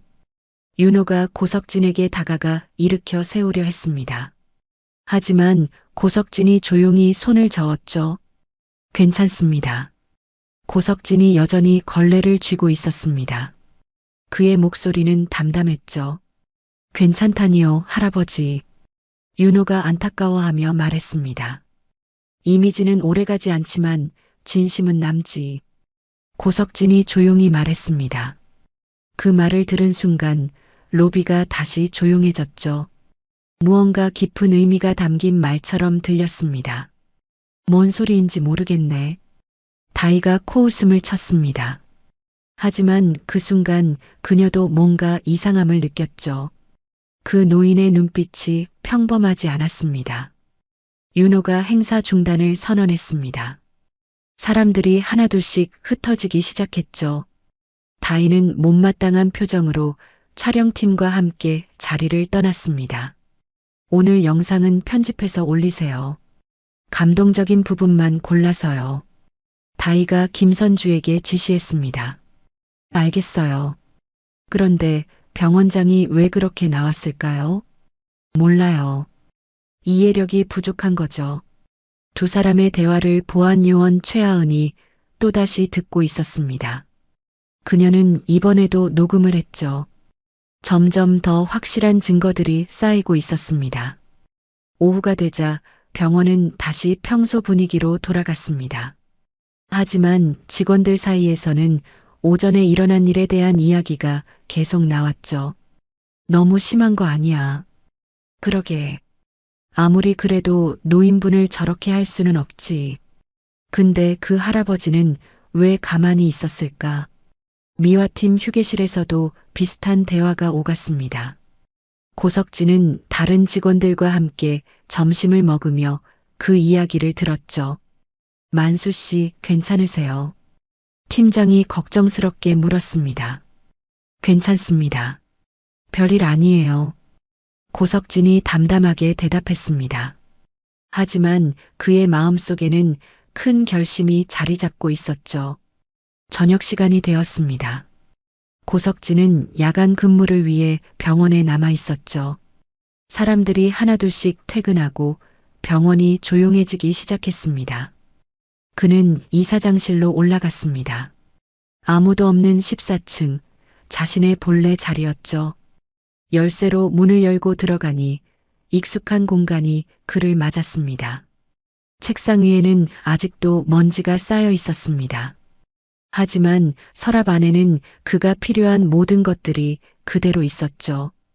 병원 설립 당시의 서류들, 30년간의 기록들, 그리고 가장 중요한 것들 말입니다. 고석진이 컴퓨터를 켰습니다. 오랜만에 만지는 키보드였지만 손가락이 기억하고 있었죠. 그는 몇 개의 파일을 열어봤습니다. 병원의 모든 기록이 그곳에 있었거든요. 이제 정말 끝내야겠군. 그가 중얼거렸습니다. 오늘 일어난 일은 마지막 한계선을 넘은 것이었죠. 자신의 병원에서 자신이 고용한 직원을 상대로 그런 일이 벌어지는 것을 더 이상 참을 수 없었습니다. 그는 전화기를 들었습니다. 몇 번의 통화를 했죠. 오랜 동료들, 신뢰할 수 있는 사람들과 연락을 취했습니다. 내일은 특별한 날이 될 것이었거든요. 마지막으로 그는 윤호에게 문자를 보냈습니다. 내일 오전 10시 이사회실로 오너라. 중요한 이야기가 있다. 문자를 보낸 후 고석진은 창밖을 내다봤습니다. 도시의 불빛들이 반짝이고 있었죠. 30년 전 이곳에서 꿈을 키우던 젊은 의사의 모습이 떠올랐습니다. 그때의 순수함과 열정이 다시 살아나는 느낌이었거든요. 이번엔 연출이 아니라 진짜 무대를 만들어주지. 고석진이 혼잣말을 했습니다. 서다이가 원했던 무대, 하지만 그녀가 예상치 못한 결말의 무대를 준비하고 있었죠. 밤이 깊어갔습니다. 고석진은 이사장실에서 밤을 새웠습니다. 내일을 위한 마지막 준비를 하면서 말이죠. 68년 인생에서 가장 중요한 순간이 다가오고 있었습니다. 복도 끝에서는 최하은이 야간 순찰을 돌고 있었습니다. 그녀도 내일 무슨 일이 일어날지 궁금해하고 있었죠. 손안의 녹음 파일이 어떤 역할을 하게 될지 모르면서 말입니다. 새벽이 밝아오고 있었습니다. 모든 준비가 끝났습니다. 이제 진실이 밝혀질 시간만 남았죠. 금요일 아침 명일병원은 어제의 소동이 무색할 정도로 평온했습니다. 1층 안내데스크에서는 장복래가 환자들을 맞이하고 있었죠. 72세의 그녀는 이 병원에서 25년을 근무한 베테랑이었습니다. 머리는 하얗게 센 채로 단정하게 빗어 넘겼고 온화한 미소가 얼굴에 늘 머물러 있었죠. 복래는 이 병원의 산증인이었습니다. 작은 진료소에서 시작해 지금의 대형 병원으로 성장하는 모든 과정을 지켜봤거든요. 그녀는 환자 한 분 한 분을 가족처럼 대했고 젊은 직원들에게는 할머니 같은 존재였습니다. 어머님, 오늘은 어디가 편찮으세요? 복래가 지팡이를 짚고 온 할머니에게 다가가 도왔습니다. 80세가 넘어 보이는 할머니는 혼자 오기 힘들어 보였거든요. 허리가 아파서 그래요. 그러시군요. 정형외과 2층이에요. 제가 모셔다 드릴게요. 복래가 할머니의 팔을 잡고 천천히 엘리베이터로 향했습니다. 이런 모습이 그녀의 일상이었죠. 단순히 안내만 하는 것이 아니라 환자들의 마음까지 돌보는 것이었습니다. 점심시간이 되자 복래는 미화팀 구역으로 향했습니다. 어제 일어난 일 때문에 걱정이 되었거든요. 특히 그 고만수라는 할아버지가 마음에 걸렸습니다. 무릎을 꿇고 바닥을 닦는 모습이 하룻밤 내내 떠나지 않았죠. 고만수 씨 계세요. 복래가 미화팀 휴게실에 들어가며 물었습니다. 아, 복래 씨. 만수 씨는 3층 화장실 청소하러 올라갔어요. 팀장이 대답했습니다. 복래가 3층으로 올라갔습니다. 복도 끝 화장실에서 고석진이 바닥을 닦고 있었죠. 등을 구부리고 일하는 모습이 어제보다 더 초라해 보였습니다. 고만수 씨, 복래가 조심스럽게 불렀습니다. 고석진이 고개를 들었습니다. 그의 얼굴에는 피로가 깊게 밴 것 같았죠. 아, 복래 씨, 무슨 일이세요? 어제 일 때문에 괜찮으신지 해서요. 복래가 걱정스런 표정으로 말했습니다. 그녀는 정말로 그를 염려하고 있었거든요. 괜찮습니다. 별일 아니에요. 고석진이 담담하게 대답했습니다. 하지만 복래는 그의 눈에서 무언가 다른 것을 읽어냈죠. 보통 사람의 눈이 아니었습니다. 깊이와 지혜가 담겨 있었거든요. 그때 복래의 시선이 고석진의 손목에 멈췄습니다. 작업복 소매 사이로 희미한 흉터가 보였거든요. 하얀 선 모양의 자국이었습니다. 복래가 순간 숨을 멈췄죠. 손목에 그 흉터.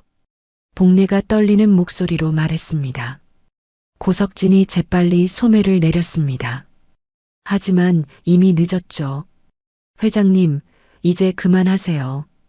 복례의 눈에서 눈물이 흘러내렸습니다. 25년 전의 기억이 한꺼번에 되살아났거든요. 고석진이 잠시 망설이다가 주위를 둘러봤습니다. 다행히 아무도 없었죠. 어떻게 알았소?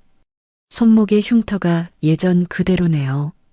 25년 전 그날 수술실에서 메스의 베인 자국이잖아요. 복례가 손수건으로 눈물을 닦으며 말했습니다. 25년 전 복례의 남편이 급성 심근경색으로 쓰러졌을 때였습니다. 수술비가 없어 절망하고 있던 그녀에게 익명의 후원자가 나타났죠. 그때 집도의가 바로 젊은 의사 고석진이었습니다. 수술 중 실수로 메스의 손목을 베었지만 끝까지 수술을 완료했거든요. 그때 은인이 회장님이셨군요. 옛일은 됐고 지금은 그냥 청소부 고만수요. 고석진이 쓴웃음을 지었습니다. 왜 이런 일을 하세요? 건강도 안 좋으시면서요. 사람이 변했는지 세상이 변했는지 시험 중이요. 고석진의 목소리는 낮았지만 단단했습니다. 복례는 그 말의 의미를 알 것 같았죠. 그 인플루언서 때문인가요? 아무래도 그렇소.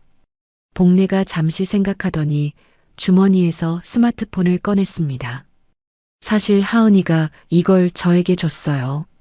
하은이요. 보안요원 최하은 씨요. 며칠 전부터 그 여자의 행동을 녹음했대요. 복례가 녹음 파일을 재생했습니다. 서다희의 목소리가 또렷하게 들렸죠. 결혼만 하면 이 병원은 내 브랜드로 바꿀 거야. 명일병원보다 다희병원이 훨씬 좋은 것 같은데요. 당연하지. 내 네임밸류가 얼만데. 녹음이 끝나자 고석진의 얼굴이 굳어졌습니다. 예상했던 일이지만 직접 듣는 것은 달랐거든요. 더 있어요. 복례가 다른 파일을 재생했습니다. 이번에는 어제 행사 후의 대화였죠. 오늘 영상은 편집해서 올리세요. 감동적인 부분만 골라서요. 그런데 병원장이 왜 그렇게 나왔을까요? 몰라요. 이해력이 부족한 거죠. 고석진이 주먹을 꽉 쥐었습니다. 손목에 핏줄이 붉어져 나왔죠. 하은이는 왜 이걸 녹음했을까요? 정의감이 강한 아이예요. 불의를 보면 참지 못하거든요. 복례가 고석진을 바라봤습니다. 그의 눈에서 결심을 읽을 수 있었죠. 회장님, 뭘 하실 생각이세요? 내가 세운 병원을 장식품으로 만들게 두지 않겠소. 고석진의 목소리는 차가웠습니다. 30년간 쌓아온 모든 것을 지키겠다는 의지가 담겨 있었죠. 언제요? 병원 창립 기념일에 모든 것을 공개하겠소. 창립 기념일은 일주일 후였습니다. 매년 대규모 행사를 열어 병원의 발전상을 알리는 날이었죠. 올해는 특별히 서다희가 홍보대사로 참여하기로 되어 있었습니다. 도움이 필요하시면 언제든 말씀하세요. 복례가 진심 어린 목소리로 말했습니다. 고맙소. 하지만 위험할 수도 있소. 25년 전 은혜를 갚을 때가 왔네요. 복례가 미소를 지었습니다. 두려움보다는 오히려 설렘이 컸죠. 그날 오후 복례는 최하은을 따로 만났습니다. 보안실에서 둘만의 대화를 나눴죠. 하은아, 정말 고마워. 뭐가요, 복례 할머니? 녹음 파일 말이야. 그 할아버지한테 전해줬어. 하은의 눈이 반짝였습니다. 진짜요? 그럼 뭔가 해주실 건가요? 그런 것 같아. 하지만 우리도 조심해야 할 거야. 무슨 말씀이세요? 복례가 하은에게 자신이 알게 된 사실을 조심스럽게 말했습니다. 고만수가 사실은 명일병원의 창립자라는 것을 말이죠. 정말요? 그럼 회장님이셨던 거예요? 그래. 그래서 더 화가 나신 거야. 하은이 고개를 끄덕였습니다. 그제서야 모든 것이 이해되었거든요. 그럼 우리가 뭘 도와드릴 수 있을까요? 일단 더 많은 증거를 모아야 해. 그리고 창립기념일 당일에는 특별한 역할이 있을 거야. 복례가 하은의 손을 잡았습니다. 무서우면 빠져도 돼. 무섭긴요. 오히려 신나는데요. 하은이 씩씩하게 웃었습니다. 24세의 젊음이 두려움을 이기고 있었죠. 저녁이 되자 고석진은 다시 이사장실로 올라갔습니다. 복례와의 대화 후 그의 결심은 더욱 확고해졌거든요. 녹음 파일을 들으면서 분노보다는 오히려 냉정함이 찾아왔습니다. 그는 창립기념일 행사 계획서를 꺼내봤습니다. 프로그램 참석자 명단, 모든 것이 자세히 적혀 있었죠. 서다희는 특별 게스트로 초청되어 있었고 병원의 미래 비전에 대해 발표하기로 되어 있었습니다. 미래 비전이라고 했군. 고석진이 쓴웃음을 지었습니다. 그녀가 말하는 미래 비전이 무엇인지 이제 분명히 알았거든요. 그는 몇 장의 서류를 준비했습니다. 병원 설립 당시의 정관, 이념서, 그리고 가장 중요한 문서들이었죠. 또한 컴퓨터에서 몇 개의 파일을 USB에 복사했습니다. 마지막으로 그는 윤호에게 다시 문자를 보냈습니다. 창립기념일 행사가 끝나면 중요한 이야기를 하겠다. 준비해라. 문자를 보낸 후 고석진은 창밖을 내다봤습니다. 도시는 여전히 불빛으로 반짝이고 있었죠. 하지만